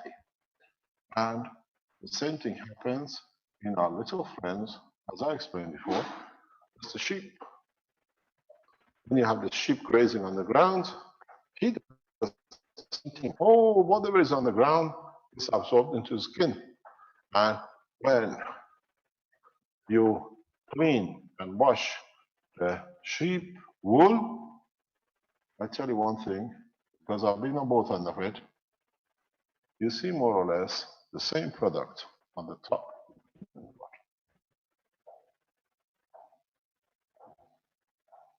So then we wash it because it's money. Some specialize in extracting gold from this. Some people specialize extracting gold from this because the gold dust is everywhere. When the ship raises, lands, it's got a fat holder that sticks to it. Everything is in there. Actually, as I explained before, there is no money in the meat. If they don't sell the meat for the sheep, they have so much leftovers. There is, in some cases, you sell the carcass for 50, let's say. The wool might give you 20, 15 sometimes. The residue of the dirt can sometimes create you $100. Depends where the ship comes from, where it's been raised. You buy wool from sheep from Siberia and Kazakhstan border, they're worth a lot of money because land is extremely rich with rare earth material. So it's the same at the bottom. People, a lot of you don't know a lot of things, but in the commercial world, when people start talking about the chemtrails, nanotechnology is there to do it. Now you have a plasma technology, which nanotechnology is obsolete with it, but this is what you have. Next time you tank your fuel, just ask yourself a simple question. Am I carrying any plutonium or am I touching uranium?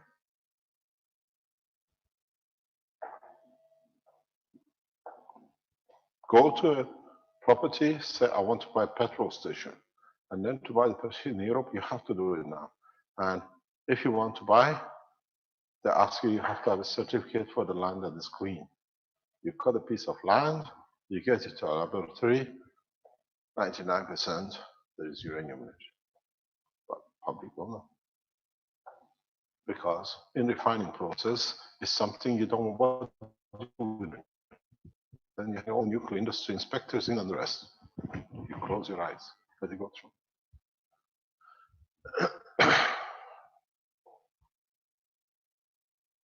It's a decision making between profit or getting entangled in a lot of things. Some refineries work to extract uranium because they have isotopes which they need. There are a lot of isotopes we look for in oil. Depends, there are specialists in every aspect. But next time, don't speak about the chemtrail. The cleanest thing which is coming on the back of something, and we put it in there, we know exactly what comes out. Oil industry, motor car industry, and marine industry, we don't know what comes out of the end.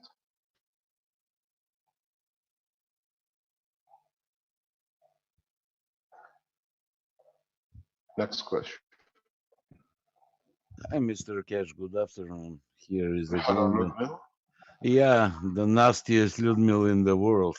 I don't know. This is what you like to be known as, but you're one of the nicest guys I've known. I don't know. I have a kind of a longish question. Actually, question is short, but the story is long around. You said these power supplies are nano coating the wires. And in most of the world, wherever the wires are connected, they're just twisted. And if that twist nano codes, that means there is a big resistance in the twist.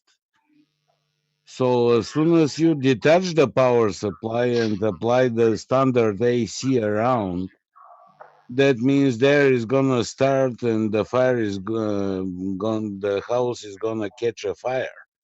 You can start any room as you like. No, I mean, at some point, maybe somebody is gonna disconnect that power supply. We have disconnected the power supply, nothing happens. This is what we call a scaremongering. Nothing happens because you nano coat and the lines are nano coated. People have taken it off, they're taking it from brother's house to sister's house. You take it out, you put it back in. There is no such thing because you're dealing with plasma. You're not dealing with matter. If it was a short circuit, yes, nanomaterials transfer their energy across because don't forget when you take it out, the line is already nano-coated. The house is not nano-coated.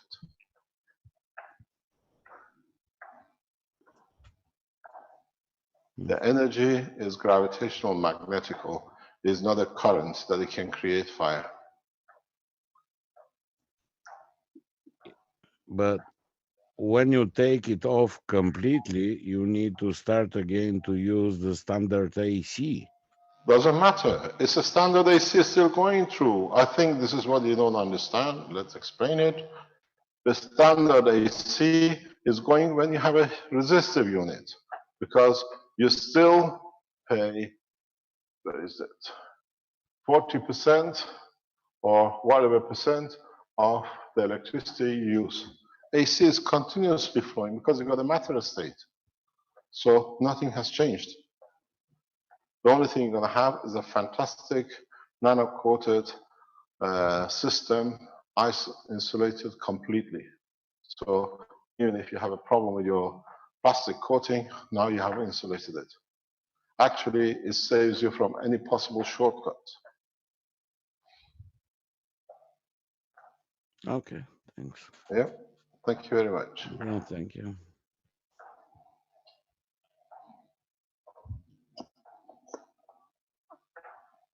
Any other question?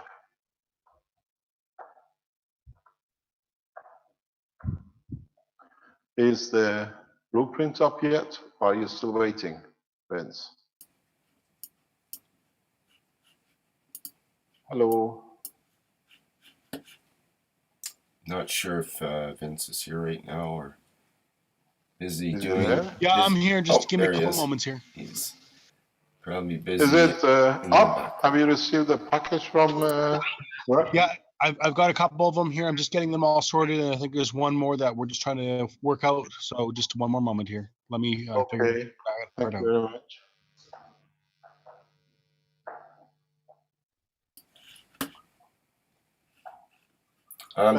There's a question on, somebody had a question from the first session today, and it was regarding the thermal overload protection. And Eugene was asking, will a freezer thermal overload protection work?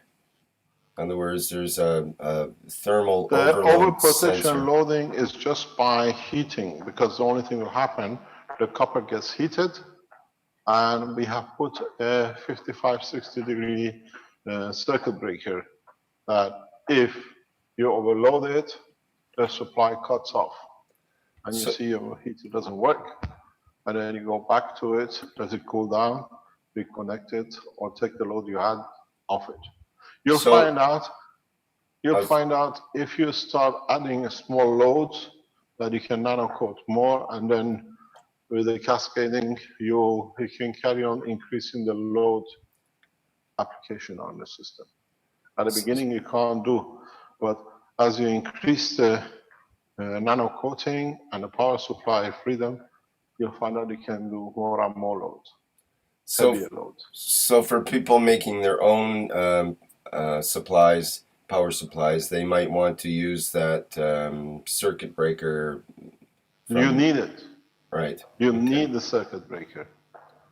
You need a thermometer circuit breaker that measures not the current, because which current are you going to measure? The DC which is flowing or AC? So the easiest thing, circuit breaker, in the what do you call temperature circuit breaker. Right, thermal circuit breaker. It's just the heat. As it's 55 degrees, the circuit breaks. It's not a high current, it's just a temperature measurement. Okay, that's good information. Thanks for that question too, Eugene. Just to give less than 50 cents, they're very cheap pieces. Yeah. Hello? Just to give a hint, most vacuum cleaner motors are under-designed, and they have such a thermal switch. So if it runs 5 minutes or 10 minutes and it heats up, it switches off. It starts when it cools again. So we don't use the vacuum cleaners. Yeah, but the component is available everywhere. It's easy to get. Okay. Even Any other questions or any other comment? I'd have a question. Yes. Because I've seen different versions of these drawings, so until you get the final version, The final version is getting loaded. Yes, I'd like to ask you, I've seen two versions for how to interconnect the coils. In the Cash Foundation Philippine version, it goes on the gravitational coils clockwise and on the magnetical coils anti-clockwise. And in the Cash Foundation Brazil's drawing, all connections are following a stream on anti-clockwise. Yes. So which is Yes. Which is the right one? We do the anti-clockwise, which is done. You have to ask all the coils have to be anti-clockwise. I don't mean the twist of the coil, but the direction of entry point, exit point, how they are connected together. Which Yes, you do. No, there are two different things we are talking about. The coils are anti-clockwise, but clear. The gravitational connections are clockwise. The magneticals are anti-clockwise. So this is the black one in the center is your gravitational. You go clockwise. You go to the next one. You go clockwise.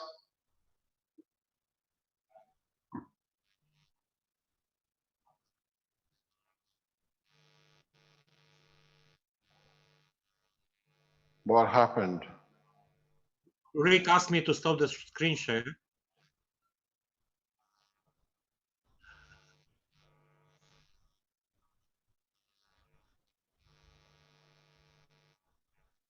Yeah, so this is not there. Your coils are all anti-clockwise when you wind your coils. But when you do your assembly,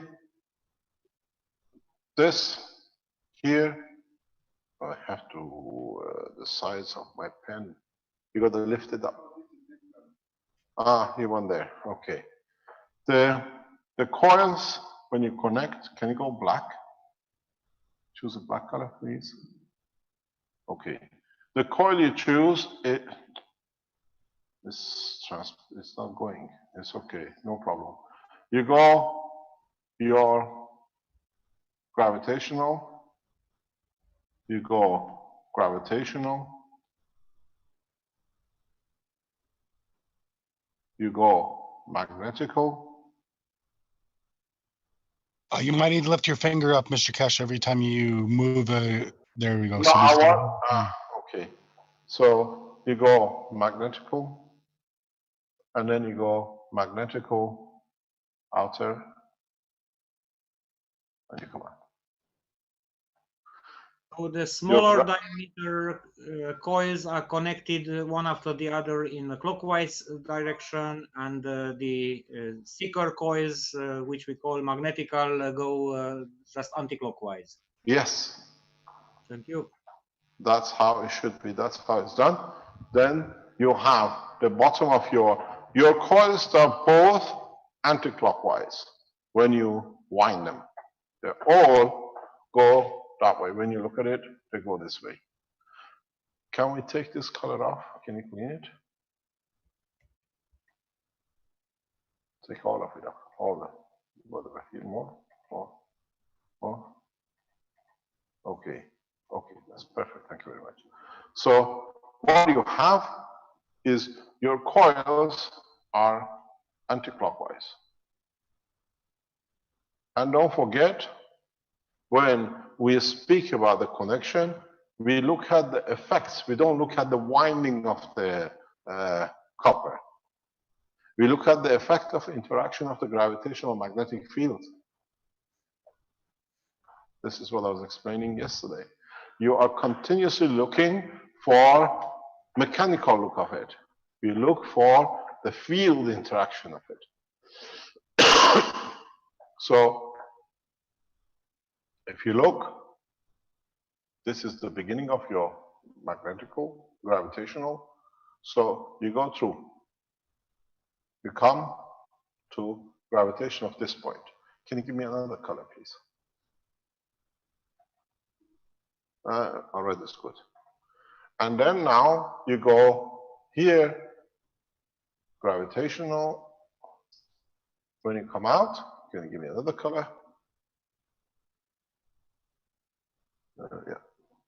Then you go to the magnetical. And magnetical is anticlockwise. So here.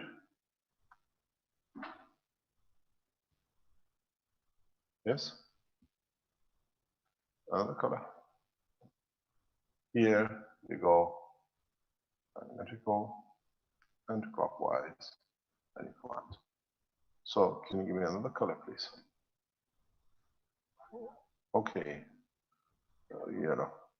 So this is your beginning to your gravitational central, and there are the two lines you have.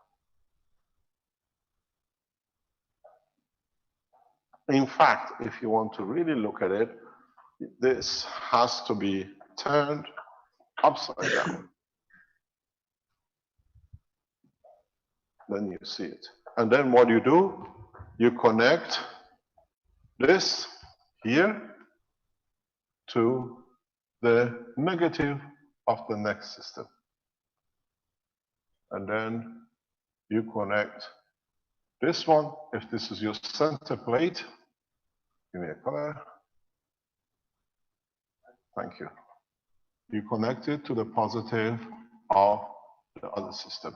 There is something you got to understand. In design, some designs, we look at bottom layer top, and Philippines sometimes has worked with the designs top layer bottom. This is what we know, because when I designed our end in our work, we went bottom up. And then, but they worked, I worked up, down, they worked up, top, up, and then we had to change it that all the designs go the same, and it created a confusion in design somewhere.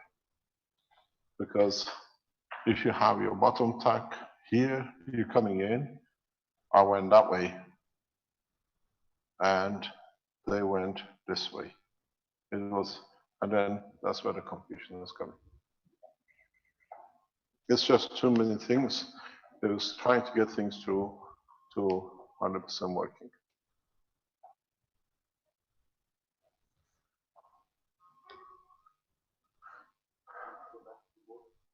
Yes, no problem. Any other question?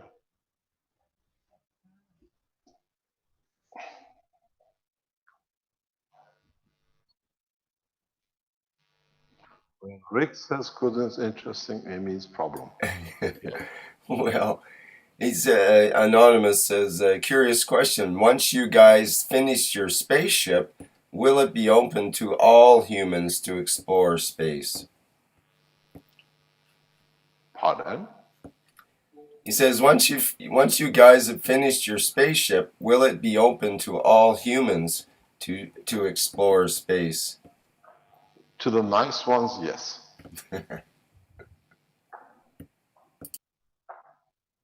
As I told you, you will understand very soon. It took us to go step by step.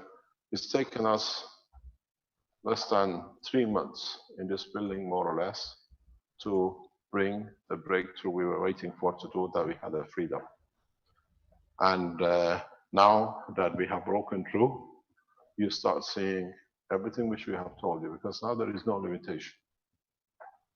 As I said, I even read in past few hours today, there are a number of governments who dismiss the technology, and they see their scientists behind the line are working. You thought you're making system. You got to know what's happening in energy ministries around Europe and in North America. You people are making few coils. Governments are building, they're testing, and I tell you one thing, they know what is coming. We get reports, we understand what's going on. In the background, a number of European energy agencies have been sitting with you lots since Monday. And their nano coating is much better than you lot. They already know the test result. And if you like, we can give you the results from some of those laboratories as well.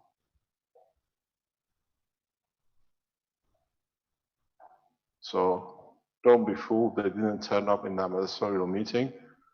All the EU countries are fully fast testing systems.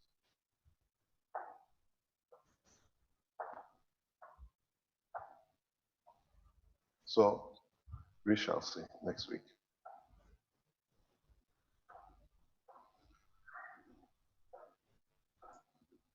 If you're a good person, you fly. And if you think you're a good person, you come to the system, you say, no, I don't want to fly. And I've explained this why. You will not be able to breathe. The breathing is your biggest problem because you're conscious, your emotion knows your intention. It's like choking. Have you ever suffered from claustrophobia? You feel it. You won't be able to walk in it because your emotion, your intentions are wrong. It's the best deterrent.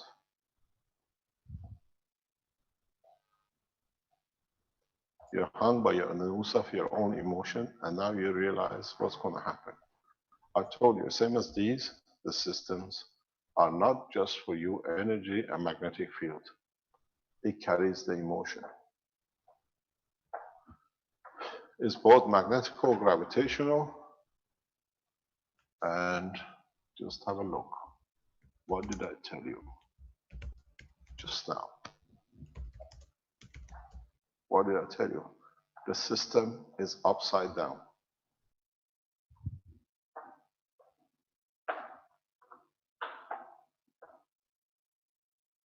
Your emotional part, your physical part.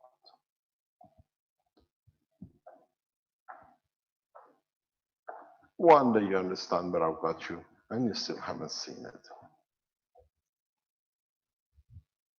You cannot misuse the system, even if you try to burn somebody's houses down, it turns out to be a flower. Matter systems will do. If you look, the way I explained this to you yesterday, and you just missed it.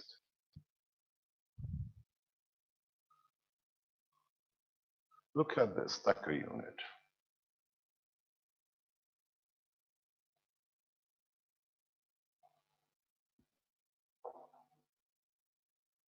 You change physicality. I explained yesterday to you.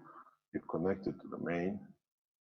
You go through the emotional part. You go through the what they call the soul part, the higher order, and you intake. From here, you go back to create matter state. So this is what it is. This is the most complicated, simplest way gravitational magnetic fields interact. As I told you just 2 minutes ago, these systems drawn upside down. The emotion has its own gravitational magnetic field independent. The physicality has got its own independent gravitational magnetic field. And what it gives from its gravitational, it adds to the magnetic. How many times we have drawn this?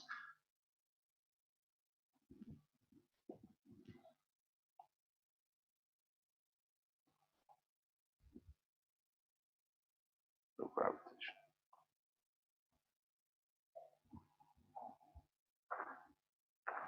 You will find out something very strange. I've seen it, I hear it, but I ignore it because I know, because if I say it creates other problems for other people. In the houses where you will start using these magnet powers, you will find people getting very honest.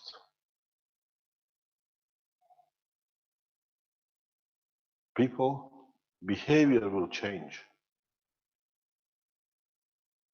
Because you remember you put an orange on top of the cup and you had the taste of orange because of the fields. Now you can see the balanced fields. Lying in the houses which these things work become actually horrible. People will tell you, come outside, I want to speak to you, not in this house, because in the house I can't lie.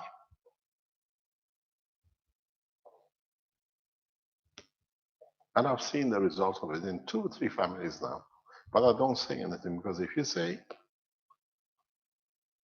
it brings peace. You got to understand how the society at the present creates little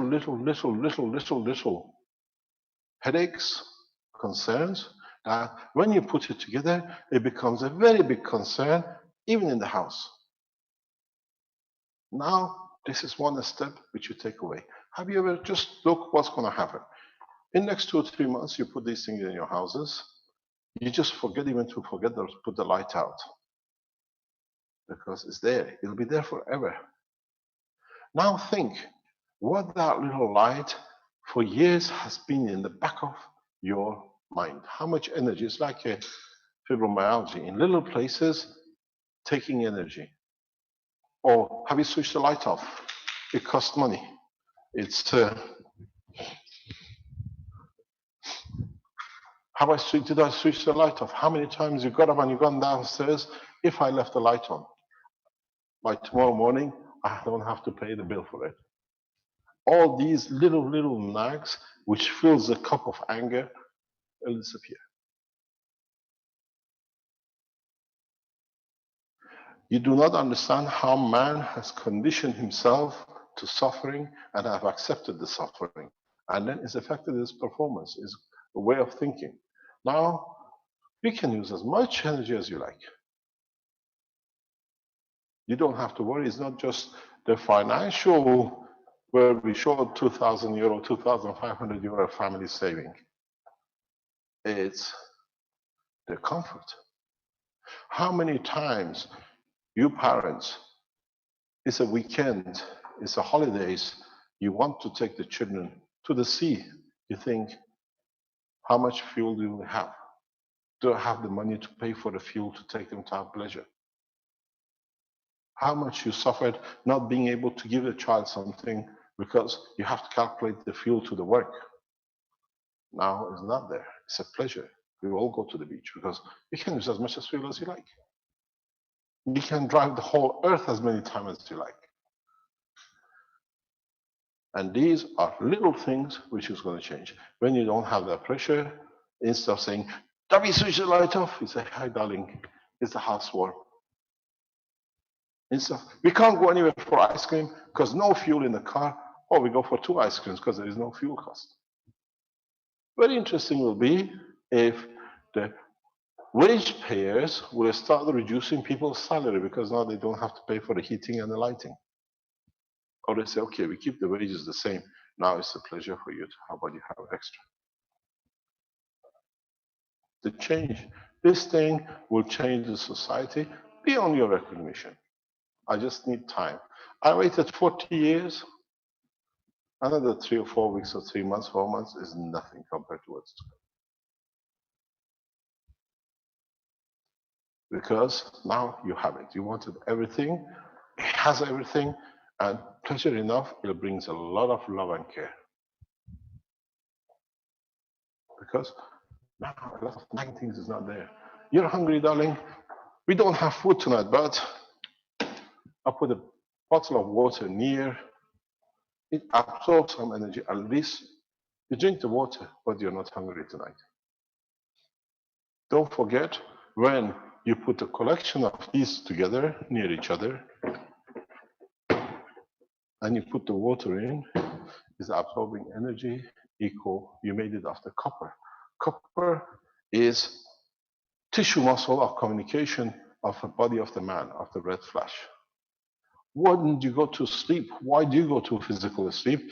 For that to recover the physicality. And you put a cup of water in there, you drink it. You repair, you get enough energy for the red muscle tissue to repair itself. Because you nano-coated it with CO2, you nano-coated it with copper oxide, is emotion and your energy. So the water you put around is your food. We tested it here last week with the almond. Is there any more water left on the floor? The ladies were talking about it last night. What are those bottles on the floor in the lab? Would you like to give it to them, Almond? You did? So now you got to understand how things change. If we tell you everything in one go, then you go, the guy's crazy. But now you go crazy with the things you can do with it. It will change. I just need time. My time, as the guy wrote to me, your time is ticking. My time has started ticking the day I was born, billions of years ago, and I'm still here. Is it finished, Vince?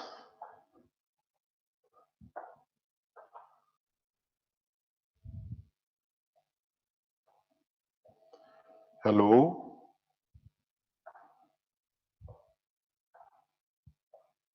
Anybody awake in Vancouver?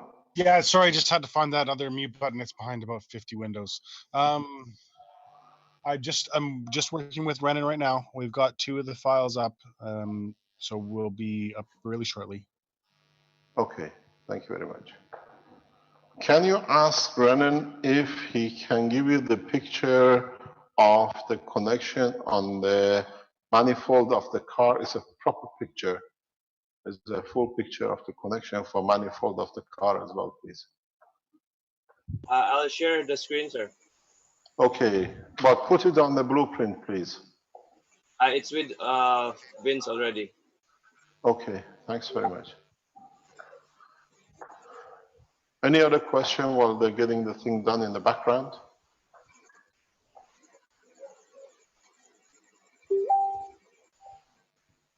Mr. Kesh, this is John from Canada again. I'm going to be building systems for mobility scooters. They are purely electric devices to help the old folks get around. Would the connection be very similar to the car system, where one would the positive end of the reactor go to the battery and the negative end go to the case of the motor? It doesn't go. Have a look at it. It goes on the air vent conduct. You have a look at it. There is no air vent. These are purely electric vehicles. I don't know. You most probably got to connect it to the bodies, the chassis. Okay, it would be very similar to your electric motorcycle, that orange scooter that you had in the lab. Yeah. Okay, thank you. You're welcome.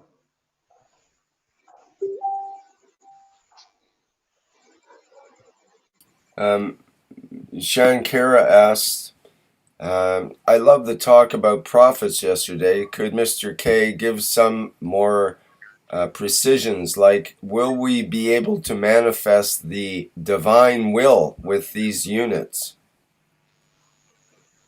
What is the divine will?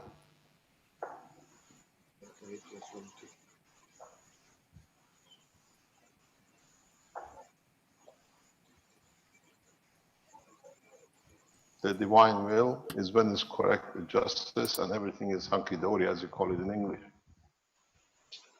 When there is justice. And systems you know, let me explain to you something. Last year we said to you,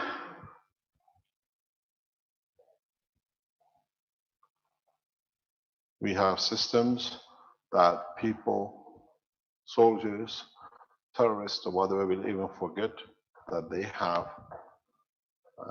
why they're carrying arms. This situation, when we deliver 1,000 units to Palestine, you will start seeing why and how.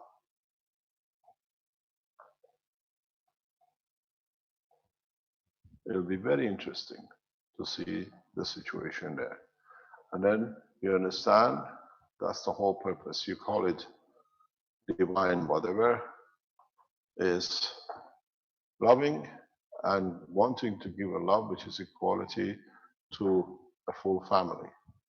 And that's what you call whatever name you want to put into it.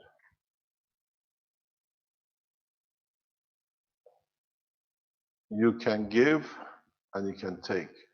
There is no limitation in what you give or what you take, but is what is accepted, that what accepts allows you to take equal from. You can give as much as you like. You can throw as much rice on the floor. If there is no bird to come and eat it, it's just rice on the floor. When the bird comes and takes the rice, it's the satisfaction to your soul that you served the hunger of the bird. That's why we feed animals. That's why we live. And that's what is called. For me to take pleasure if I'm allowed to receive it. Then you understand exactly what divinity is. Not I give and I put there, it has come, I fed the bird, thank you very much. Aliza was so kind that I fed the bird.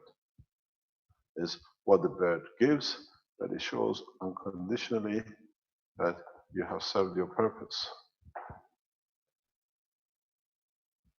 You got to understand something. Human creation, human life is nothing but the stone to freedom of the energy, what you call the soul. You're born from the mother, physical, to the entity, to give life to emotion, that with it to give life to the soul. That soul is a copy in dimension and the strength as of the Creator. That's why you are blind to what is above from this below point.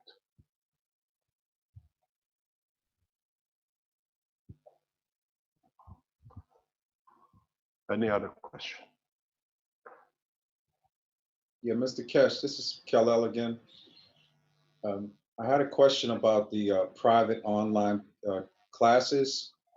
I've really been teaching pretty much out of the public workshops, but it's a lot of people that I'm dealing with over there, especially some of the guys that had all of the Gants. We really want to know. We really want to know more, and I feel like I'm hindered because I can only teach really 1 day a week, and I wanted to teach more. What's your problem? You want to get access to private online teaching that you can teach? I would like to teach every day if I could, sir. Send your application form to Sandor. We give you free access to all the teachings. I think he already has it, but yeah, I pretty much wait. If you are using, if you are going to use the teaching online, which is €1,000 per year to access to it as a student, but you're going to use the teaching online to teach the others, we give you total free access. And I hope you use it wisely. So that's a gift from us to you because I've seen what you've done. It's under here. Phoenician, I request you to send again your application, but this time, please don't misspell 2 times in 2 different ways your name, just to write it as you would have it on an official document. In that case, you have no problems. So, Sandor, yeah. I've got 2 applications. Sorry, I got 2 applications, and the name was totally differently written in both. So people don't change every hour their name. So that was the reason for his application.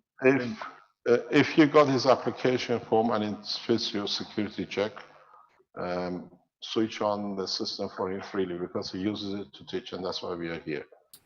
Mr. Kesh, could you explain how it works as far as using the material from the online teachings outside of the online teachings for others and so on? How freely can that be used? Can people use the video There is material and so on? freely do not copy. Understand it and teach your understanding. Okay. Don't become a copycat, just copying something. Try to understand what is taught and then teach your own way. That's how we evolve. That's how what we understand comes in. Otherwise, it becomes very much communist, left, right, left, and we have to march down the same line. There is no two similar snowflakes on this planet, no two similar stars in the universe. So everything is slightly different, and that slight difference gives the beauty to it. So don't mistake what you hear, see how you analyze it, and teach your understanding. Then we have served our purpose. It's not, as I said, we are the only institute. We give masters, but there are no exams, and it's driving the Italian education system up the wall. How can you teach and not to examine? I said, I examine in 20 years' time. You don't know what they come up in 20 years' time. Then we know they passed the test or not today by writing a paper. This is, at the moment, I've been to a number of educational meetings in respect to the position of the foundation and teaching. How can you not exam? I said, do you want to prove you've been a very good dictator, or do you want to know you pass the knowledge that will be used one day? And I haven't seen anybody answer. We think about it, we'll let you know. So when you listen to the teaching online, extract from it what you understand plus the knowledge and experience you have and put it in your own language. Don't copy and go through verse by verse. If you are teachers, and we can see your math teachers, the educational line, the €1,000 is waived. We've done this before. There are students around the world who want to be students, and we know a number of them. We just waiver it. To us, it's a button on the wall. On the other hand, these finances the work of the foundation, the team behind it, and the rest. Every person you see on the line, working in the background, arranging things, they're all paid, and we pay one of the best wages standard around in the technology. We don't snitch and dodge. There's a limit we pay, and most of the educational fees goes for these kind of operations, paying for the premises like this, which we don't own, and to have such a prestigious places, you have to pay top values to be in it. But if you're a teacher and you can teach, or you just want a free ride, we give you a free ride, but if you don't use it to teach, then you have, in a way, taken from your own soul. That's the way I look at it. But people like you, I've seen you done yesterday and the way you are doing. We have to support you that you can teach not 500, maybe 5,000. I make you proud, Mr. Kesh. You don't need, make a promise to your soul. You don't need to make any promise. I've seen what you've done and it's beautiful. I hope we can use it in a better way to make it much more deeper, that we can change the understanding. You have to know what I know, or you understand what I understand when I see a Black American. I have a lot of respect for you, but people, society doesn't look that way. But, and you all know, you have the freedom, and in any shape or way we can support you. Our Kesh Foundation is open to you. You've done a beautiful job. Thank you, Mr. Kesh. You're welcome. Any other question?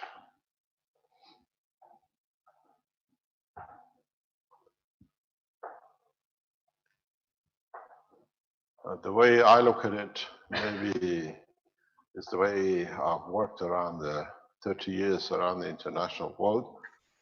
There's been as much injustice to Black Americans as has been to the Black in Africa. So it doesn't make any difference. Either way, we can help you to bring you up to the level that we all stand equal, That's our job.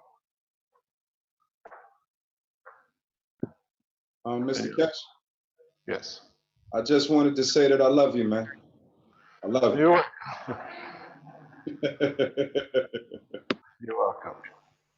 Mr. Cash, I'll share the how to connect to the vehicle. Yeah. Can we have the screen share, please? Okay. Sharing. We'll go on the screen. Yes. Where is Fabio?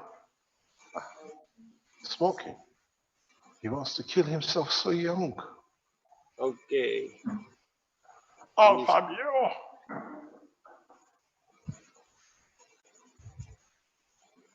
Can you see the screen? Yes, okay. This is the option 2, how to connect to the, again. Wait. Okay. The another option to connect your MagGrab power in your car. So from your battery connection, you have from your MagWeb power, you have a positive and a negative lines. So the positive line goes parallel to the positive connection, and the negative line goes to the intake manifold grounding point at the top of the engine, and also an extension to the back of the car. There's a lock screw there. You can have another grounding point. So this will close the circuit because the starter motor ground connection is connected to the negative of the battery. So as you can see, this setup will create a plasma loop in your engine and car body, Very inefficient. making your car Inefficient. front as field exit and the rear as field entry. And the rest is for you to discover what happens to your car. Thank you. Thank you very much. Yes, but depends where you push the plasma. We are not looking for connection, just a connection. We are looking for where we can convert the energy of the plasma. Yeah. The positive is connected to the battery. Yes, but from the battery, it goes to the starter. And so the request is from the starter. From the stick, I think that the power magnet is better configured in the other line. Which other line? Between the battery and the starter. You can, no, we put it there, there is a reason for it. You don't put it between battery and the starter. The plasma has to go the way it is, because you'll find out your battery becomes part of your power supply. This is a continuous GANs, sorry. This is how, you can try any direction, but the whole point is to create the energy here, conversion using the plasma.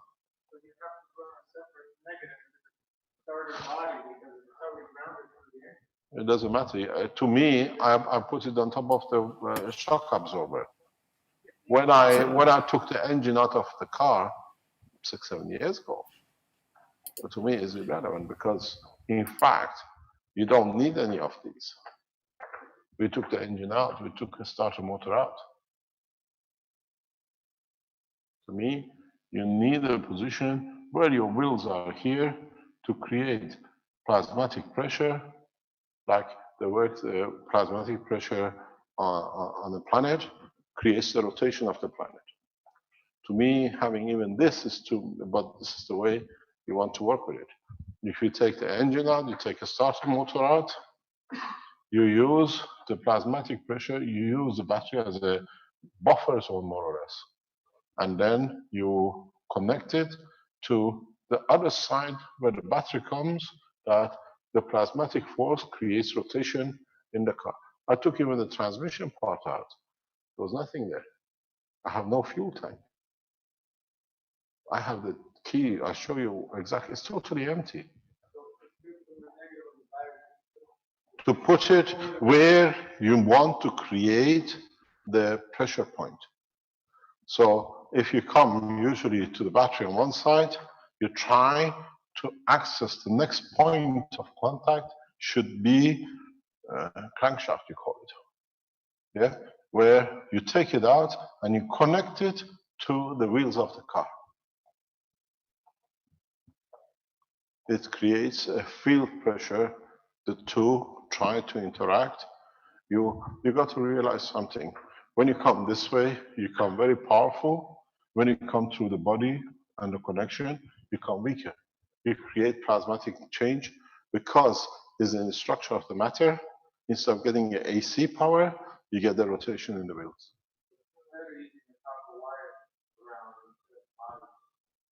In a way, you can use the back of the wire. You see, can I go to the screen, please?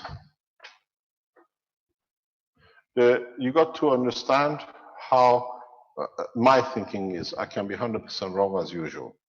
But the biggest mistake I made, I was born in the body of a man. So you have your unit, it creates it, you have your wheels, you want to create from your unit, battery being included in it, you want to create a point that the other side which comes in, the difference is that the two cannot meet. This has already become weaker. This is a direct supply to the leg, and the interaction happens inside the body of the driving wheel. It pushes itself. It's beautiful when you see it, and then you will see the system, because of not being able to do, it creates a gravitational magnetic, and the car just lifts. You heard people who have these things in their car, they talk about steering becoming very easy. Yes? Yes? In there. Just curious, how did you control the movement of the car? We have no gearbox. We have only wheels, and if you look at the pictures, they're built to have little hair dryers because you just lift enough. I asked the Belgian authorities if I can test my car down the motorway. They said no. Okay, is the blueprint done now? Vince? Hello. Yes, I'm just looking for the buttons here. Just a sec. Okay, yes. So you can go to keshfoundation.org/magravs, and it'll take you to the blueprint site where we also have the documents available in a PDF form of what we were showing you before in pictures. They're the updated versions as well. We're also getting the notes and warnings site up as well there, so everything will be in one central location under the blueprints.keshfoundation.org site. Okay, can you show us the plates, please? In your blueprint, there is 3 yellow plates where the coils sit on. Can we have that one, please? Rick, do you have those pictures yet?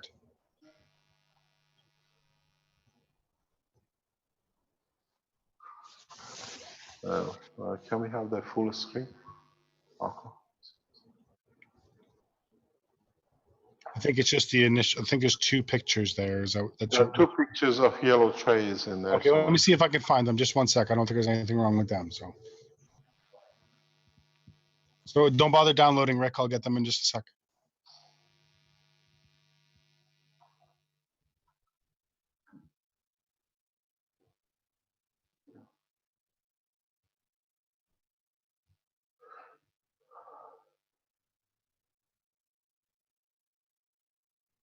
Where is it?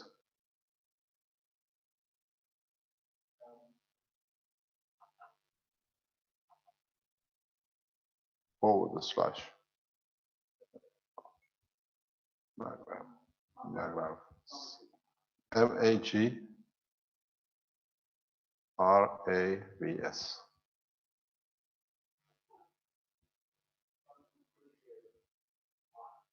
Keshe Foundation Blueprint website.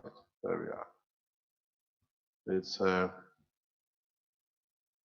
go back up. So right at the top, you'll see that there's the blueprint area. Well, we are not at the Zoom. Where are we? You went into.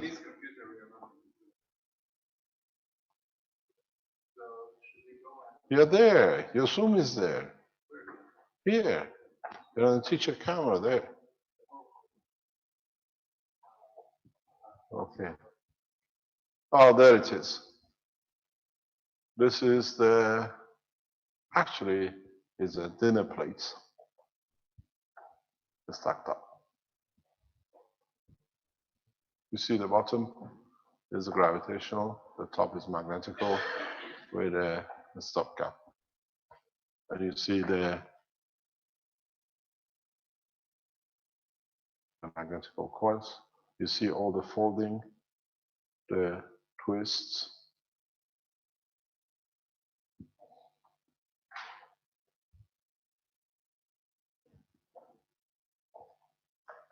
Are those plates too close together?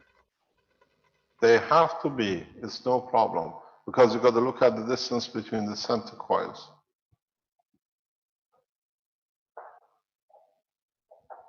So the distance, the diameter of the center coil would be the distance from the upper and lower plate, correct?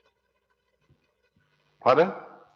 The diameter of the center coil would be equivalent to the distance between the upper and lower plate, correct? Yeah, because you have to sit, because you rotate the fields.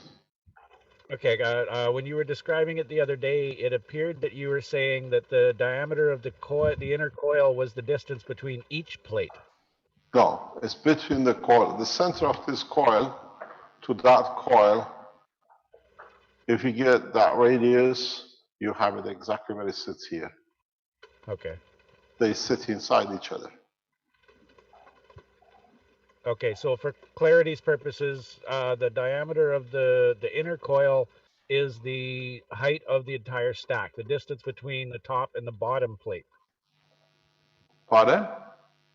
So for clarity's sake, the diameter of the inner coil is the height of the entire stack, the distance More between or less, the bottom yes. plate.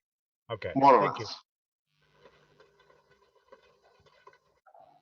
Because don't forget, your center coil becomes the star and you have a star inside it. This is what I call plate of life. You can bring every energy you need in that.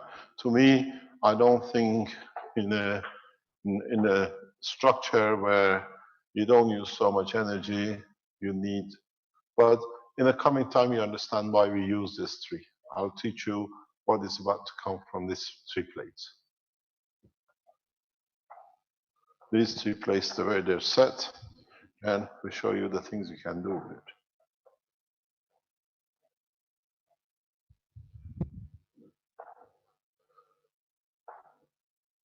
This is very much like, in the long run, when we start manipulating it, it's like a brain. Then you use it to move the arm, you want to move the leg, you want to run the heart. Depends how you use it, you can change. In the next few weeks, when we start teaching you, you understand. Don't look at these rings in one thing. They're built for there to do energy. You got to understand what you can do with them.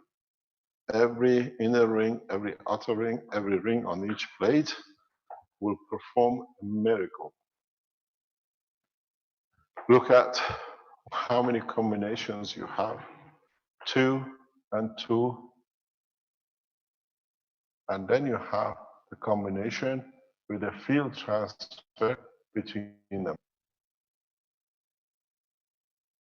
And you have gate 4, then you have this one to the top one. Understand why and can control every organ of the body.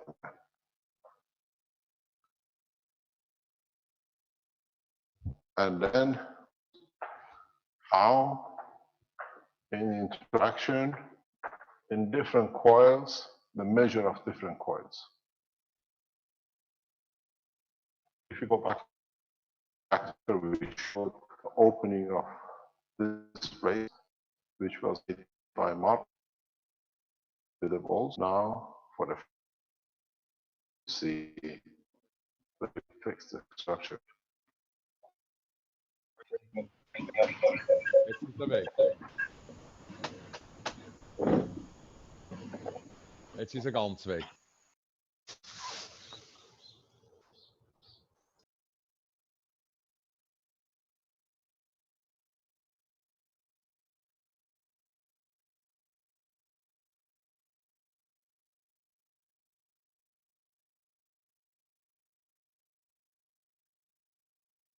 Okay, for the people on live stream, it appears we've lost the connection with the Keshe Foundation briefly.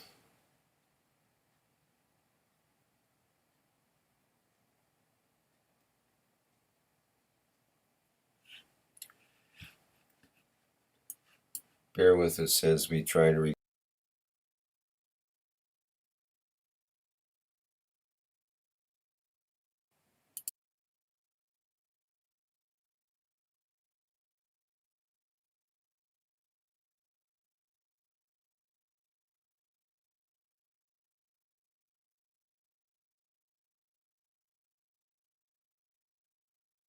Is it downstairs?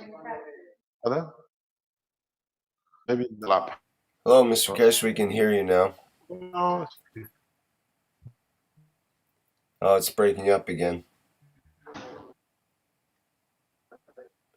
Are we back? No, your sound's breaking up badly. Yes, we are here again. Okay, yeah.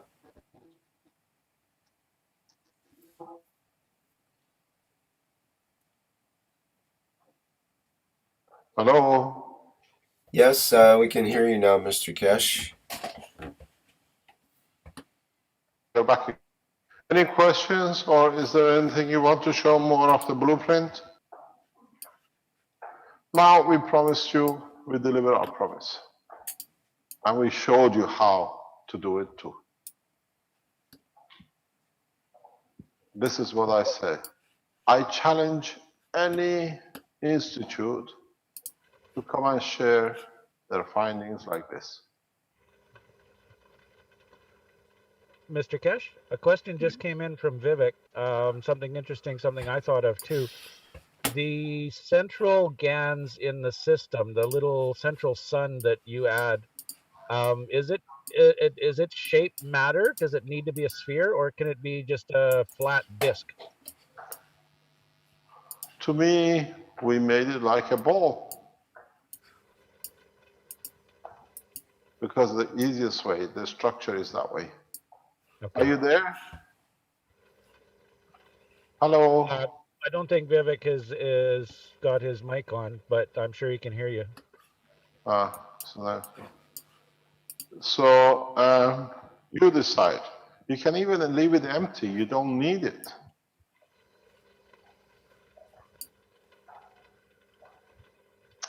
But when you do it, it's better to follow the shape. If you can make it the same height, it will be even better. The same height as the coils. Yeah. Ah. Keeping homogeneous system, that's what it is. That makes sense. Thank you. Thank you very much indeed. You're back. What happened suddenly?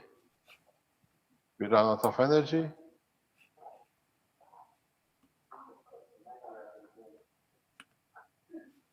Any other questions, or shall we call it a day? Hi, Mr. Keshe. Here's Peter from Austria. Can I ask you a question? Yes.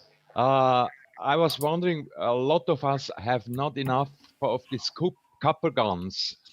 So if we would just buy some copper oxide and throw a little bit of NaOH over it and boiling water, would this be then something to substitute the normal copper guns? I don't think so. Maybe yes, but I don't think so. We've done that with titanium powder. Yes, yes. We've done that with titanium powder. If you're short of copper GaNs, you can produce huge amount of copper GaNs in a very simple way. Yes. Don't look for copper plates. All the spare copper wires you have around the house, Yeah. connect them to one piece, connect 1.5 volt, am I correct? And to the other side, 1 amp, and you find out all the spare wires, coppers, they start becoming copper GaNs. Oh, fine. Easy. Oh, You wonderful. can salvage your spare copper wires around the house. Okay. Thank you. We will try. Thank you very much. This is what Okay. we do in the factory. Yes. Factory, Okay. this is how we produce continuous different kind of aluminum, zinc, copper. We just connect it to the very low voltage and very low amperage, and you can produce it very easily.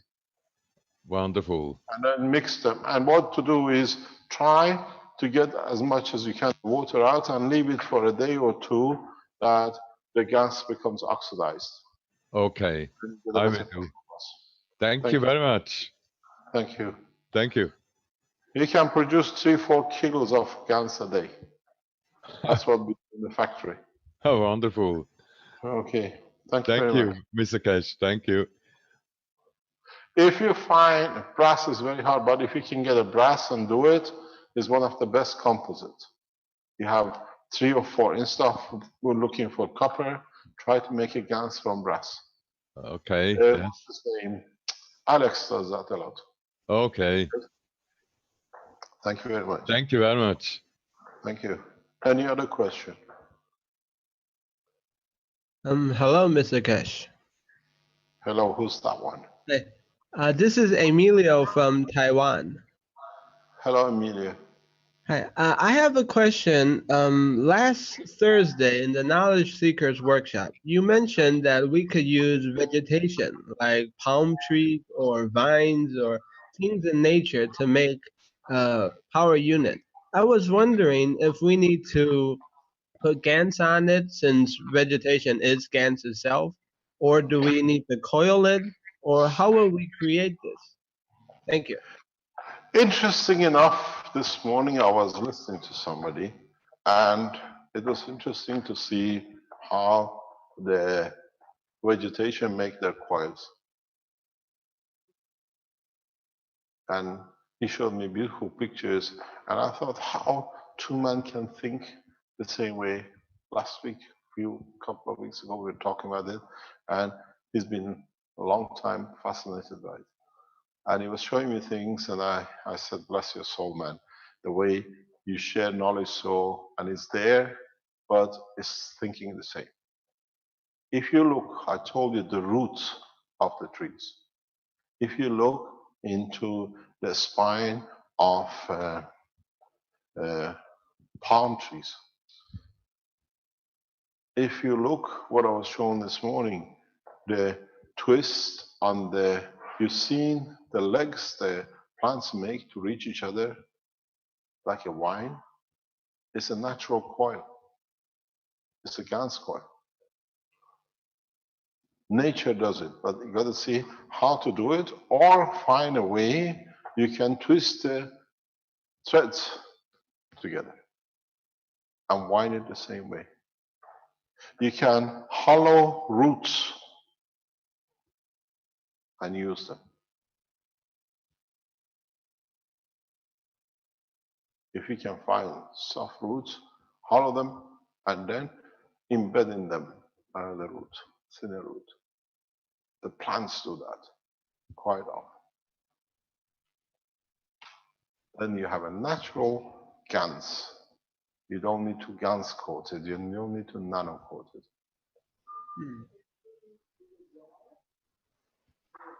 And Mr. Kesh, can I connect the vines or the vegetation to the copper wire to go to the grid? Would it conduct electricity or No, would it? no, that is a different way. No, Okay. no. But you can use certain routes for the connections. That is because it's very easy, but you have to know what you're doing, and I've got to keep them very moist in a specific way. Okay. I'll experiment. Thank you, Mr. Kesh. Yes, let us know, because I've done a few. Most of the time you fail, but when you succeed, you thank God for seeing it. Okay, I will definitely share with everybody. Thank you Thank you, very much. Mr. Kesh. Yes. I was just wondering if the spiral that are anti-clockwise, is that because anti-clockwise is like anti-matter? No, it's just the way the field pressurized. It's just the way the field pressurized the matter. Any other question? Well, we can go on for quite a while here still. Okay. Maybe we should cut things. We bring it to an end. Is it 5 o'clock yet? 6. Oh God. Okay, no problem. We started on Monday, 10 o'clock, to fulfill our promise, to deliver the blueprint, to teach the blueprint, and I think in so many ways we have succeeded. It's now in your hand to take it further and to show us new ways, but I emphasize again, on Tuesday and Wednesday, we come back to see what you have made from what we thought and from the blueprint. And after that, if you've been around Keshe Foundation, you know we do not work with nanomaterial and the GaNs and the rest of it. We work with plasma without any matter existence. This is the level we work here at this time, and you don't see any of these things around us.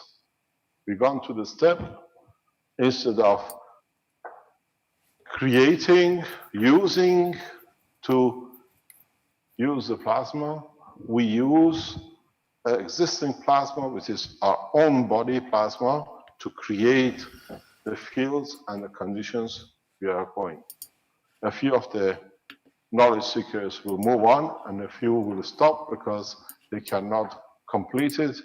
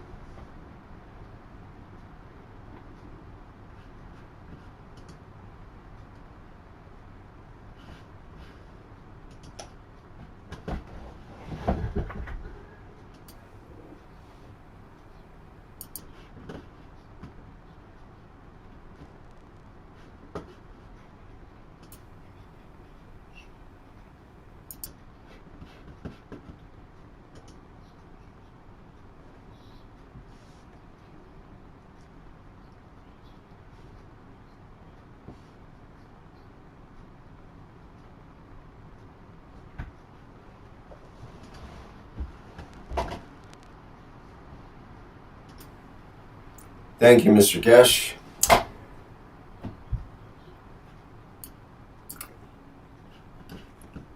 Hello, it's the end of the workshop now.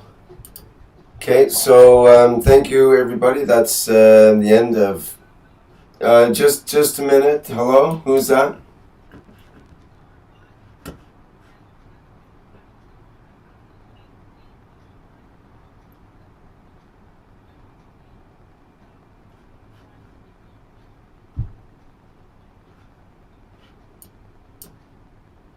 Okay, well, you'll have to make some. I'm not sure who you were trying to make contact with. Keith?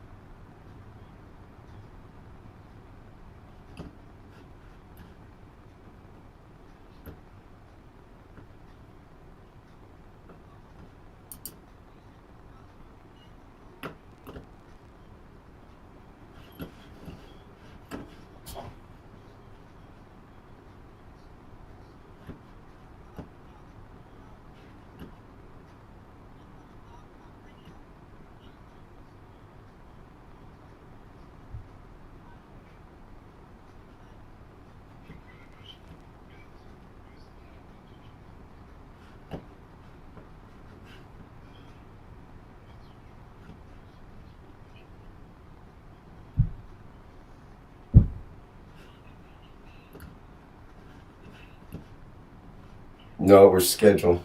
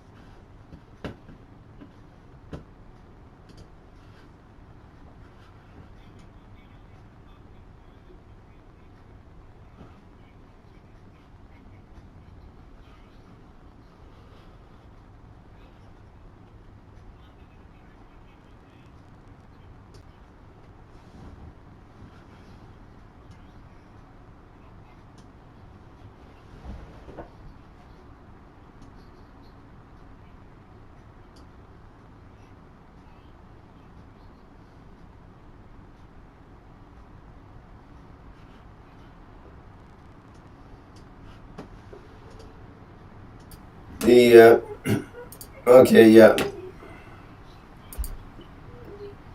Yeah, North America changes. I think tomorrow night, or is it Sunday night coming up? So, yeah. Okay. Thank you, everybody. That's the end of the Friday, October 30th, 2015 afternoon session at the Kesh Foundation Spaceship Institute, and the end of this week's Blueprint teachings. And we'll reconvene Tuesday of next week. Okay, I'm going to end the live stream.